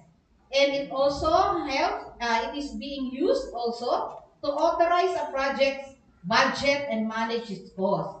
And in government procurement, ito yung sinasabi natin, it becomes the budget for the contract, the ABC. Yan na yun. How do you determine ABC? Minsan magsasabi ka lang na may isang instance, no, na may nag-donate fund niya, binigay sa isang agency, galing sa, palagay natin, sa isang congressman, o gano'n. O bibigyan ko kayo ng 10 million, you buy, parang, you buy 10 vehicles. Gano'n. Tapos specified pa ko yung vehicles. O bahala na kayo doon. O di tinanggap mo naman, o may 10 million tayo, mabili ng vehicles. O sige na. So ginawa na lang, o vehicles 10 million. 10 million, binigay na doon. So na, ano na siya na ABC. Ngayon, ito sa long time ago, yung uso pa yung posting sa newspapers, mga ganon. So ngayon, tumawag na sa, may tinawagan na. Madam, sabi, anong gagawin namin? Mahal pala mahal pala yung advertisement sa dyaryo. Okay, kasi depende rin yun sa di ba? Anong kukunin mo doon, anong page, anong size, mga ganon. Kasi kailangan comply ka doon, di ba? Kasi requirement yun noon, ay mo. Wala sila, sinisingil sila ata mga 6,000 mo, magkano ba yun ilang dyaryo yung paglalagyan mo? Saan daw sila kukuha? Yun kasi. Hindi, yun ang mga administrative costs ng mga tinatawag. Kailangan mo yon. Later we will, papakita natin mamaya kung paano, ano ang mga component pag nag-estimate ka. Okay? Sa susunod nito, mag-enroll na ito sila sa sa module. Okay, so necessity of cost estimates. Yan. Patitigan nyo maigi. Cost estimates are necessary for government procurement for many reasons. First, support decisions about funding one program over another, di ba? Hindi mo na ito na lang. Bawasan mo yan kasi priority natin itong program na to. Remember, hindi lang kayo ang may programa Sa buong agency ninyo, meron din ibang program. So, kanina makita mo doon, yung pag-estimate mo, pag-costing mo, pag-prepare mo ng PPMP mo, ang laki ng epekto nun sa perang ibibigay sa inyo ng budget, di ba? So, pag hindi ka na, pag naghangad-hangad ka lang sa langit ng ganun, tingala ka lang ng ganun, sasabihin mo ganito ang presyo, kailangan. So, pagdating sa takdang panahon na ididepensa na ng mga boss natin doon, wala, makikita yan ng kita nyo, nanonood ba kayo ng mga hearing sa budget hearings, di ba? O, di ba, sobra pang nun, i-grill ka talaga, kailangan mo maidepensa yung budget mo. Otherwise, cut ka, ganon. So, develop annual budget request, yung sinasabi natin, no? So, huwag nating maliitin, kaya siguro isinali na as proposal para doon sa revision ng RA 9184, yung talagang kami ay ni-request din namin na sana maisama na yung mandatory training ng mga taong responsible for in conducting this endeavor, yung task ng pagpo-posting at task ng pagpaplano and task ng hahanda ng PPMP. Yung preliminaries noon is the market scoping, kasi may technique din yan. So yung mga sinishare ko sa inyo ngayon, those are just basic information na at least meron tayong idea na kung paano, bakit may mga ganitong mga term ngayon. And then, increase the probability of a project program success, of course. Pag wala kang, may mga example, sige, kukuha ka ng venue, di ba? So, ang inisip mo lang, ito lang yung participants, di ba? Ito lang yung participants, invited natin sila mayor, governor, ganito. Dahil ito ay, halimbawa, awarding ba or launching, gano'n. Pero hindi mo na isip pala, so binilang mo lang kasi. So si mayor, si ganito, ilan ang mayor sa buong Pilipinas, or ilan ang bisita ninyo sa inyo, no? Ilang regional offices ninyo sa inyong mga agencies. Yun lang yung binilang mo. So times ka lang doon. Ito yung allowed ng per day, per ganyan, ang hotel. Eh hindi nyo na project. Siyempre, yung mga official yan, may mga staff yan kasama, di ba? So, ang tendency mo dyan, ano gagawin mo? Pauwiin mo yun? Sir, di pwede, ikaw lang dito, di ba? O minsan, problema pa, what if magdala pa ng, halimbawa, okay lang yun, kung may isang, halimbawa, kung isang kasama lang, pwede pa, kasi syempre may contingency ka dyan, di ba? Na may mga add-ons ka na dyan, in case. Paano mo parang isang brigada na, isang squad na isasama, alam mo, hindi mo pakainin, di ba? So, eto real life to. Hindi sa amin somewhere. Kasi may Facebook live. So, basta somewhere. So, nangyari, okay na. Mamaya, tandaan ninyo, hindi yung pag-usapan natin yung analogous similar, nagagawin yung, may caveat din yan, Huwag niyong sabihin na, ayun, naging successful, Mamaya, babalikan natin. Pag hindi ko nabalikan, remind niyo ako yung, chika mo, ma'am, so, ngayon, nag-cost siya. Magkano? Pasado na sa hotel. Wala na problema, no? So, naisaba na niya, kailangan namin ng mga LED lights, ng mga kung ano-ano, ganito, ganyan. So, meron kaming kailangan na isang meeting room after para makapag-usap, ganito, ganyan, baka gusto ni Presidente makapag-usap, everything yan covered na lahat. Saan ka na medyo na sumemplang? Hindi mo na-anticipate na magdadala ng mga extra na tao yun. Hindi mo pa kaya. Although may buffer ka, ni-request mo na yung buffer niya sa hotel, kulang pa rin yung buffer mo. Kulang pa rin yan. So, sige lang, okay lang yan. Sige na, okay na. Eto na ngayon, bayaran. Kinulang ka na, di ba? Yun na, kinulang ka na sa pera mo. Ano mangyayari doon? Kakakuha, hingi ka sa akin, hingi ka sa boss mo.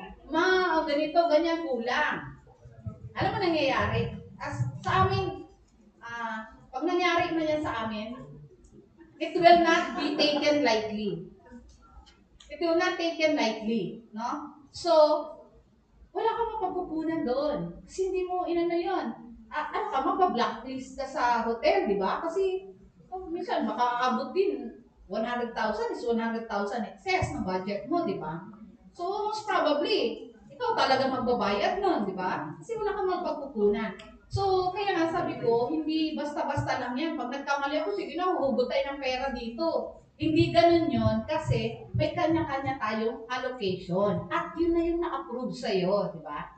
Yun na yung nakakontrata. Of course, panindigan mo dahil mabablacklist ka naman doon sa hotel, di ba? Kakasirang, sa Bisaya, Tagalog, right? Kakasirang puri mo. Tama. Yun. But it is, always, be reminded that when doing cost estimates, paulit-ulit siya. No? If you need to to make ulit ng pag-aaral siya. Kaya sinasabi natin sa repetitive process because cost estimates are typically revised and updated as the project scope becomes precise. So kung una nag-target ka ng ganito lang na cost estimates mo, ngayon na-realize mo pala, kung nga pala, kailangan pala merong ano tawag yan, flowing coffee, meron palang mag-i-stay in, meron palang dapat na mga ganito, tama, mag-allocate pala ako ng additional na parang tao kasi sigurado ko may mga kasama to, usually ilan yon. So, i-revise mo kasi hindi mo pa naman na-finalize di ba? So, kung kailangan mo ulitin mo. Pero, always be mindful doon sa kaninang pinlas, no? Ng budget cycle na tinatawag natin. Okay? So, cost estimate is used to authorize a project's budget. No? Yung sinasabi nating ABC. Kaya, kung very poor ang pag-estimate mo, ay, yun lang talaga ang maibigay sa'yo. Okay? So, nagkaintindihan tayo dun, Tistisin yung butong nyo. Next step. Ganda talaga ni Monito. Okay. So, kanina nakita nyo to, di ba? Naintindihan nyo naman, di ba? Siguro naman, no? Kasi yan. Okay. So, hindi ko siya i-explain the way it was explained kanina, I assume naintindihan nyo yung purpose nito sa market planning. Okay. Procurement planning. So, again, makikita nyo naman si needs and si satisfaction. Needs and satisfaction. So, meron ng 4 na quadrant yan.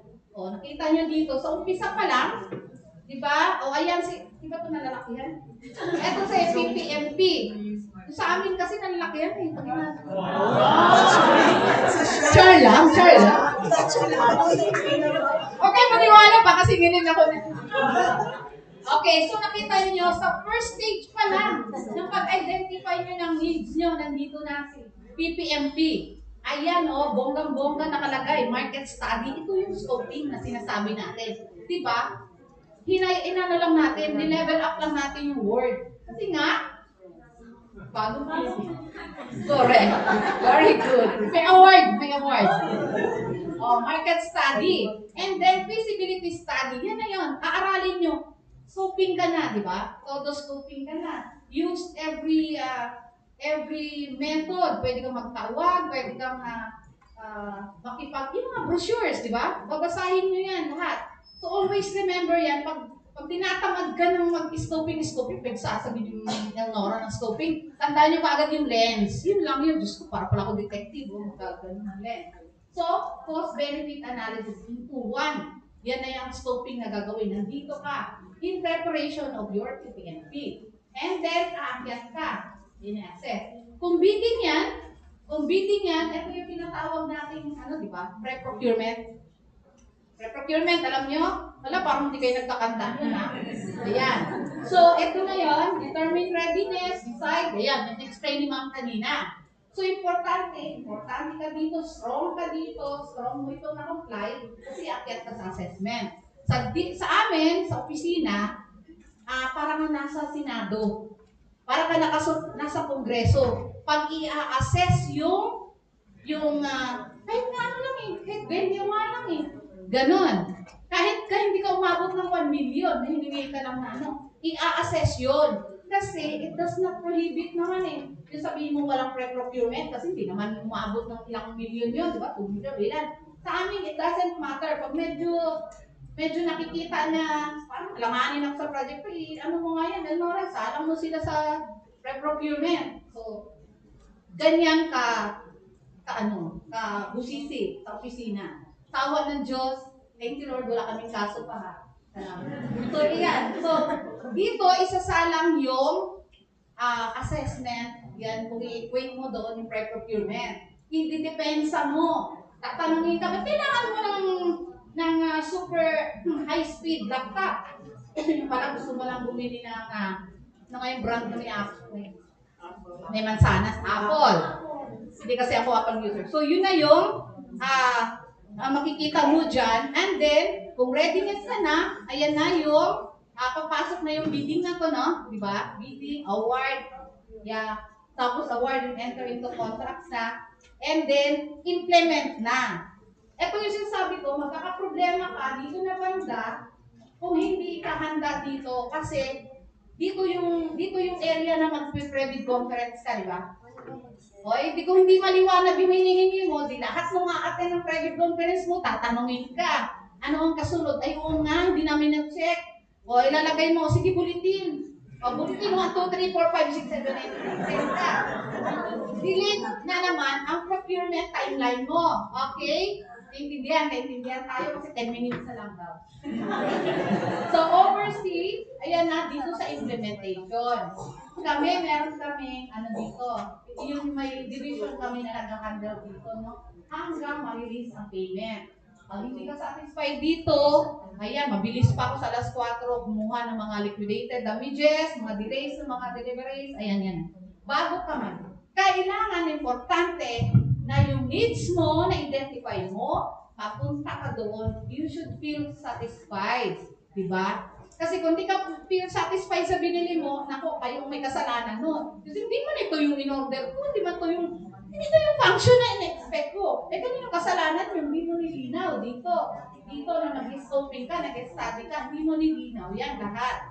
So, what you ask is what you get. Parang ganun lang yun, di ba? Kaya na sinasabi, yung lowest bidder na yan, may ano yan eh. May dalawa yan, di ba? Lowest and responsive. Kung hindi mo naman nilinaw yung gusto mo, di ba? Kung paano makapag-response properly. Okay? Okay, so ayan na. Ito, next po.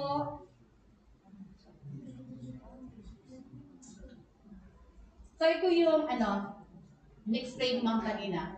It's about the budget cycle, di ba? So, again, naintindihan nyo na yung purpose ng calendar na to, but it starts January, punta ka sa January, so there's 1 year, no, na pagbuo niyan. So, ito, dito ka. Approve pa lang kami, January. Nagbibigay kami ng notice. Notice sa mga end users namin. In-explain namin, in-emphasize namin na ito ang timeline. Okay, so sa ngayon, March na, actually, consolidation ng PPMPs to APP na siya, no? Kaya ngayon, March, nag-start kami actually dito, pakawid ng March, is nag-one-on-one kami para matulungan. Kung hindi nyo kayang gumawa, meron naman kayong TWG, di ba? So, call a friend na lang, di ba? Katulong kayo. Kung walang maghanap kayo, sabi ko nga, you are not going to do it alone, di ba? It's a team effort of the department. Ako nga, nanguhugot, walang paalam sa mga boss nila eh. Remember ko itong na TWG, si engineer, dito to, si ganyan, lalabas na lang yung DO. Kasi pag magpaalam ka, kahit mag-member ng bank, di ako nagpapaalam. Member ka na ng bank, ito si Max, alternate. Para lagi ako may quorum, alternate ito. Para pag wala ito, merong kasunod. Di ako nagpapaalam, nalabas na lang yung... Kasi walang gusto, di ba? Pero baka marami ng gusto kasi sa proposal, tataasan na daw ma'am. Marami ba kayo? Binibigyan kayo? Okay, so punta tayo. So ito na yun, no? Yan lang yung purpose kanina, no? Na we have to follow the budget cycle kasi importante yung pag nagdepensa, ang boss natin ay dapat ready. No? Okay, so next one. So elements of good estimate. Ito na. Ito, pinaka-importante kasi di na natin tapos. Okay, so elements of good. Ayan. Tayo na. Okay. So accuracy. Ibig sabihin, kailangan so accurate. Kailangan accurate ang iyong estimate. Basis, ang basihan mo naman, syempre, nag-aaral ka, nag-scoping ka. Kaya kailangan accurate. Pag hindi accurate yan, baliwala yung pinorcast ninyo, baliwala yung pinrepare ninyo. Kasi, hindi ka nga hindi ka nag-scoping eh. Para lang, kasi noon, ano yun eh. Dati kasi, parang 1 million lang naman, 1 million na rin yan. O, di ba? Dagdag na ng 10. Bilisan mo na siya kasi deadline na. Mag-add-on ka na ng 5%. O, 5% ka naman, di mo alam. Ang inflation pala, naging rocket na, di ba? So, wala kang basihan sa iyong estimate, kaya hindi ka accurate. Confidence level, ito yung sinasabi ko. Kailangan meron kang sense of confidence ka. Confident ka sa iyong costing mo, sa pinipreparation mo, lahat. Because you are backed up with data. Diba? May mga data ka, nag-research ka. At yung mga data na yun, syempre, ipapile up mo yun ha. Hindi lang yun for this season lang ha. So, kailangan meron ka talagang data, nakalagay doon, system ka na nakalagay yung mga nag-gather mong data. Kasi, posible mo siyang magamit in the future, di ba? So, huwag nyo rin sayangin yung pagod nyo, na hindi kayo parang itinapon yun lang. Saan mo yung data natin nun? Ewan ko, na-shredder na ata. So, alam mo yung confidence level na to, ito yun. Once na tinanong ka, once na mag-undergo ka ng procurement, conference, ganyan, repro ka, kaya mo sagutin. But kailangan mo ng laptop. Ano lang naman ikaw, Word lang naman ang ginagamit mo. But kailangan mo ng laptop na may tera-terabyte na ganito, na may kung ano-ano pang nilalabas. Word lang naman ang ginagamit mo, di ba? So, tubig na nakagad na sa amin.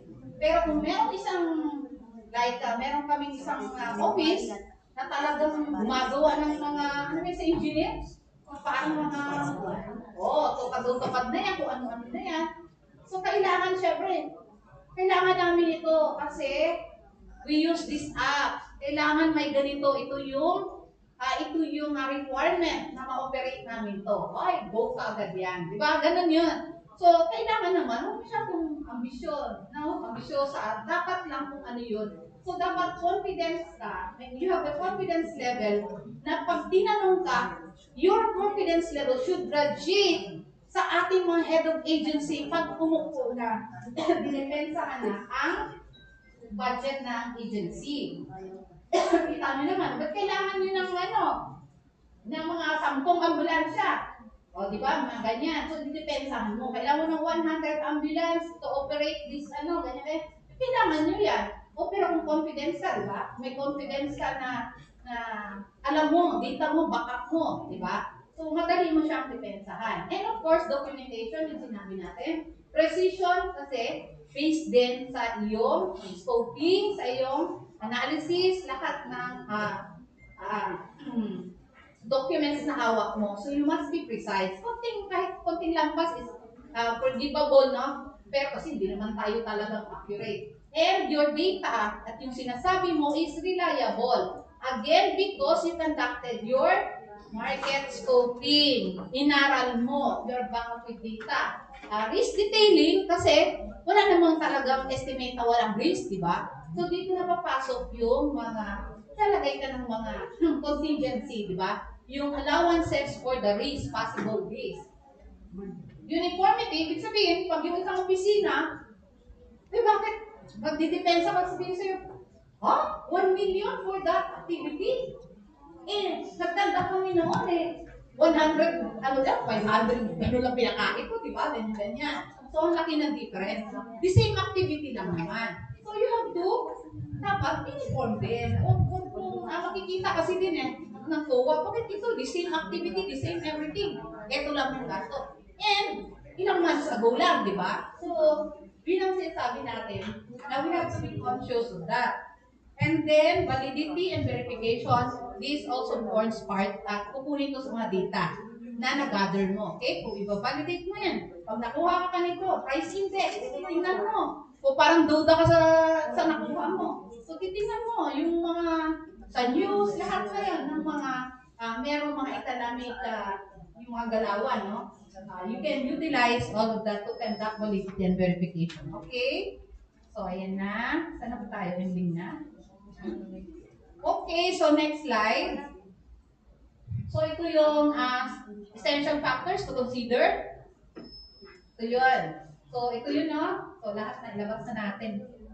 With Monica. So it must be prepared, siyempre, from the perspective of the project owner. No? So, ikaw yung may bibilin eh. So, i-ano mo dyan. And then the local currency basis. Huwag ka na mag-ambisyon na i-convert mo siya into dollar kasi magkakaroon niya ng difference, di ba? Sa ating mga may mga taxes and duties na papasok dyan. So, mas maganda, in-currency mo, local currency. Timeliness, financial changes during the charges during the implementation. Ito yung cost na ito na sinasabi. In order to attain the base cost, makikita mo dyan na meron ka palang tulad kanina, may mga administrative costs ka ito consider, di ba? Meron ka in developing a project, in developing a system, ganon. Marami kang mga cost. So, may posible kang bibilhin. So, posible may mga taxes and duties. Ayan. So, safeguard related costs and in-kind contribution. Isama-sama mo lahat yan para ka makakuha ng base cost. Hindi yung nagbayaran na, nagkaroon na ng kontrata, saka pala ang gusto. Meron pala itong custom. So, may alam din akong ganyan, di ba? May procure kayo galing abroad. Kasi yung funds donated, pagdating sa Pilipinas, sinisingin ka ng custom duties ang kakakuha di ba? So, you have to be careful doon sa pinapasok nyo. Even it's a donation, kailangan maliwanag yung the funding, no? Funding source is kailangan maliwanag. Yung scope mo doon, hindi lang dahil nasilaw ka, na binigyan ka ng 20 million na ito, 20 million na kagad. Pero, consider mo yan, pag pumasok sa Pilipinas, kasi galing sa nag-donate na bansa, pero hindi siya free. So, anong gagawin mo? Magmakaawa ka, pupunta ka sa DA. Ginawa ko ba yun? Pupunta ka sa DA, sa custom, ganyan-ganyan. Please accept us because it's for disaster, for the ganyan-ganyan. So, okay? So, next. Okay, so, yun nga pala, yung sa pag-estimate nyo, of course, be mindful of gaano nyo na katagal yung inyong pag-estimate, no? Kung less than 6 months, pwede pa. Of course, itingnan ninyo, wala bang naging parang biglang pangyayari sa economy natin na nagkaroon ng changes. Less than a year, pwede pa siguro, pero titingnan mo na yan, no? Titingnan, pero medyo, ano ka na dyan, kabago ka na, titingnan mo na din ang mga galawan ng pandaigdigan na mga galaw na ekonomiya. Pero kung mga 1 year na yan, at medyo lalo na hindi na alanganin, you have to re-study. Balik ka sa zero. No? Like that. Yes, correct. Okay, so next slide tayo. Yung tatlo lang, mabilisan lang, cost estimating process. So, basically, yan yung nasabi natin, no, kanina. Research, assessment, analysis, and then you present if you are confident. So, punta po tayo sa slide 22. Eto, madali na lang to.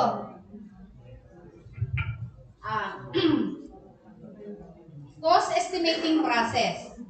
Meron tayong tinatawag na slide 22. Okay. Ayan. So, analogous estimating. So, also called top-down estimating or historical costing. Analogous estimating is the process of comparing past projects with current projects in order to estimate time and cost. It is done when there is limited data on the current project. The more data that is collected from past projects, the better the comparison will be. Ito yung pagkulang ka na talaga sa data mo. Balikan mo yung data mo. Kaya nga, ini-store mo yung data, di ba? Yun yung tinatawag din natin na for the same project. No? So, parang historical data na rin siya. And can be quite accurate if used to form estimates for similar projects. And if experts can precisely assess the factor. So, kaya nga, kanina naghahanap ako kung may mga engineer. Kasi kung tayo-tayo lang, hindi minsan kaya ng ating brain cells yung mga ganun naka-intricate, di ba? So, kailangan mag-collaborate na tayo ng engineers. And then, of course, the analogous estimating, meron siyang strength, weaknesses, and application. So, analogous, from the word analog, so it's a strong matches, thing as comparable to another. The same lang siya. Okay, so next slide is the, hindi ko na siya isa-isahin, anyway, you will be having a copy of that. And it has been covered, no? Sa ating discussion. And then the next one is the bottom-up estimating.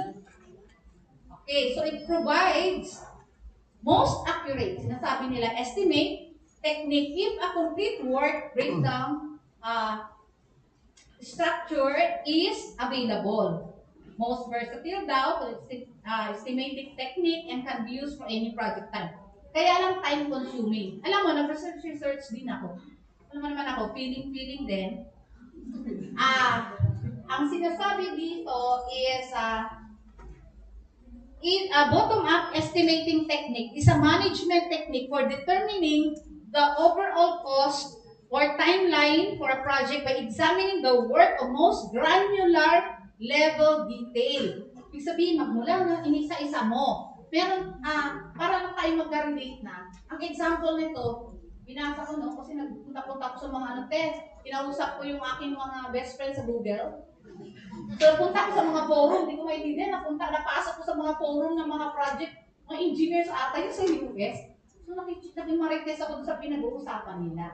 So, example na binigay nila doon, para madali natin as layman, mga engineers, walang problema sa pag-intindi na yan, is, an example is a chef cooking a meal. O, paano mag-prepare ng meal, di ba? Bini-breakdown niya isa-isa. Kung gusto ko magluto ng kaya ko luto. Kaldereta. Gulat si ate. Kayong marmot-chut lang. Kaldereta. Ano ang mga sahog ng kaldereta? Sino marulong-ulong. Okay. Anyway, so may patatas. Okay. Baka. Oh my God. Baka. Ayan, ilang kilo, di ba? Para ka kung ikaw chef ka di ba, nagde-develop ka. Lahat ng mga costing yun, isa-isa mo. Para ka doon, may pato, ilang kilong simento, di ba? Ganon. Isa-isahin mo yun. Ibig sabihin, i-breakdown mo yung costing mo. Naintindihan tayo. So, pag tinanda mo, tinawag ng boss mo, what is an example of the bottom-up estimating? Tanda mo na kaagad, isang chef na nagluluto, isa-isa niya hanggang nakarating sa packaging. Paano ko bebenta to? May packaging pa pala to. May mantika, may asin, may ganito, ganyan. So, ganun siya ka-detalye. Okay?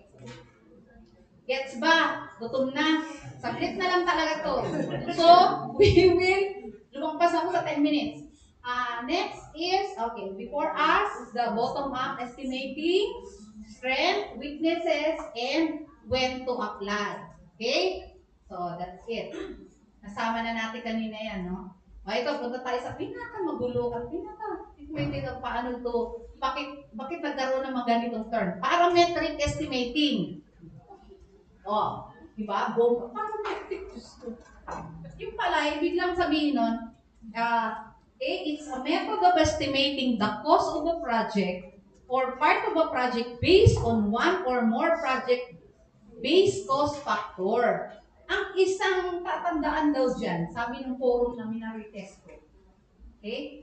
It is a method of estimating the cost of project or part of a project based on one or more project-based cost factor.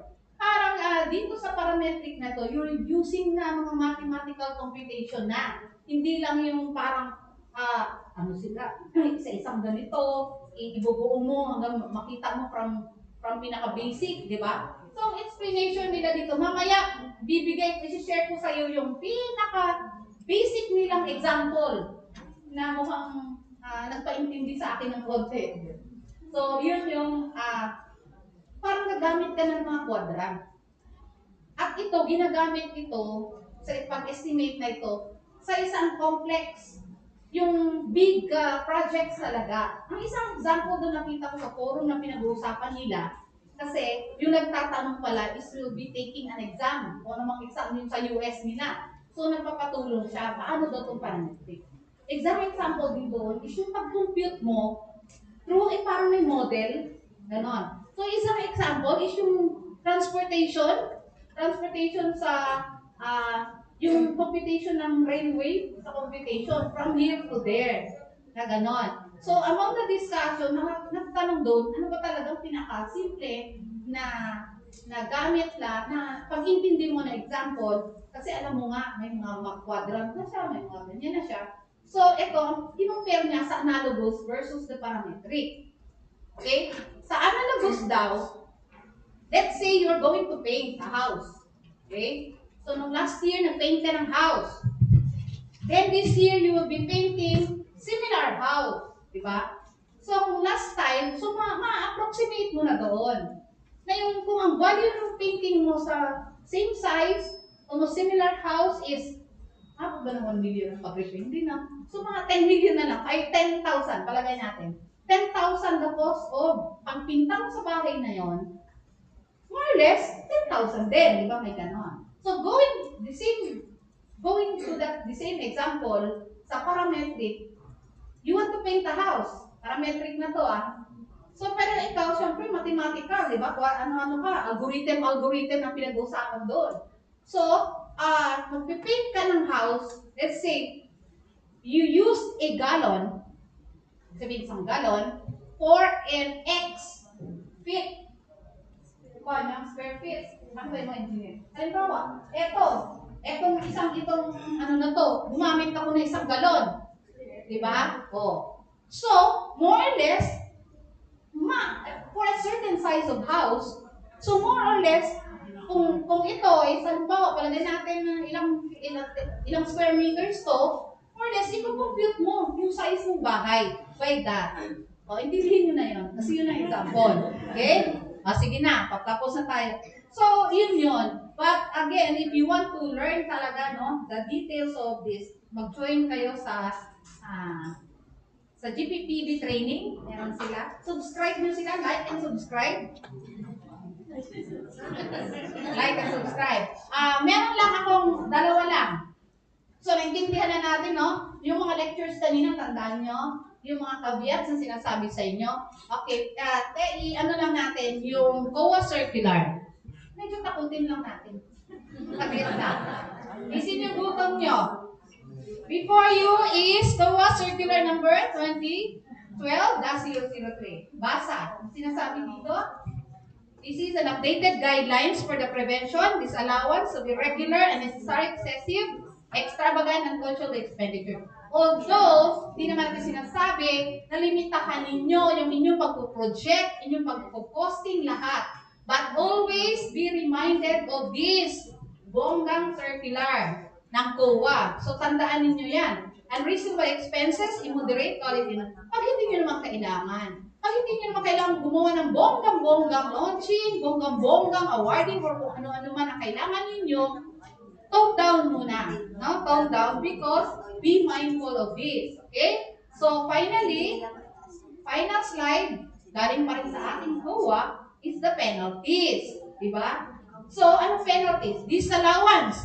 Pag hindi nyo nadepensahan yun, diba? Pero, it is a disapproval in audit of a transaction either in whole or in part. Ayan yung kaso, i-research nyo. Pero huwag kayong mag-alala. Hindi naman ganun ka-stricto ang COA. Before ka naman i-disallow, bibigyan ka na muna ng AOM. Papadalang ka muna ng love letter. You will be given time to explain, justify bakit nyo pinocure yun.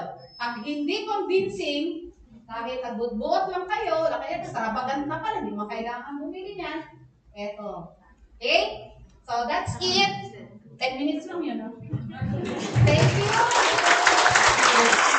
Thank you very much, GPPB recognized trainer, Ms. Elnora Velasco. At this point, let's proceed agad-agad to our third and final open forum for our first question. Let's proceed sa ating on-site question. Wala na. Brian, huwag ka magtatanong Brian, Si Brian is kasama namin sa recognized Ito na ba kayo? Pwede kayo tumawag sa DILG. Bibigay ko yung number ng staff ko. Huwag sa akin. Do you have questions online? None. Do you have questions on site? In 3, 2, 1. And that's it. That ends our third and final technical session for our fiscal year 2024. Thank you so much. Thank you. Hope to see you pag nasalubong tayo sa Senado kung saan man. Now, before we end our program, may we remind our participants to please access our Pro Hub accounts. Why? Because again, your respective respective certificate of participation shall be system generated. Alright? And then all presentation materials shall be provided after the official end of the event. Also, last day po today, again, you may visit our procurement clinic and TSO booths for more comprehensive consultations on your procurement concerns. We also have our government booth.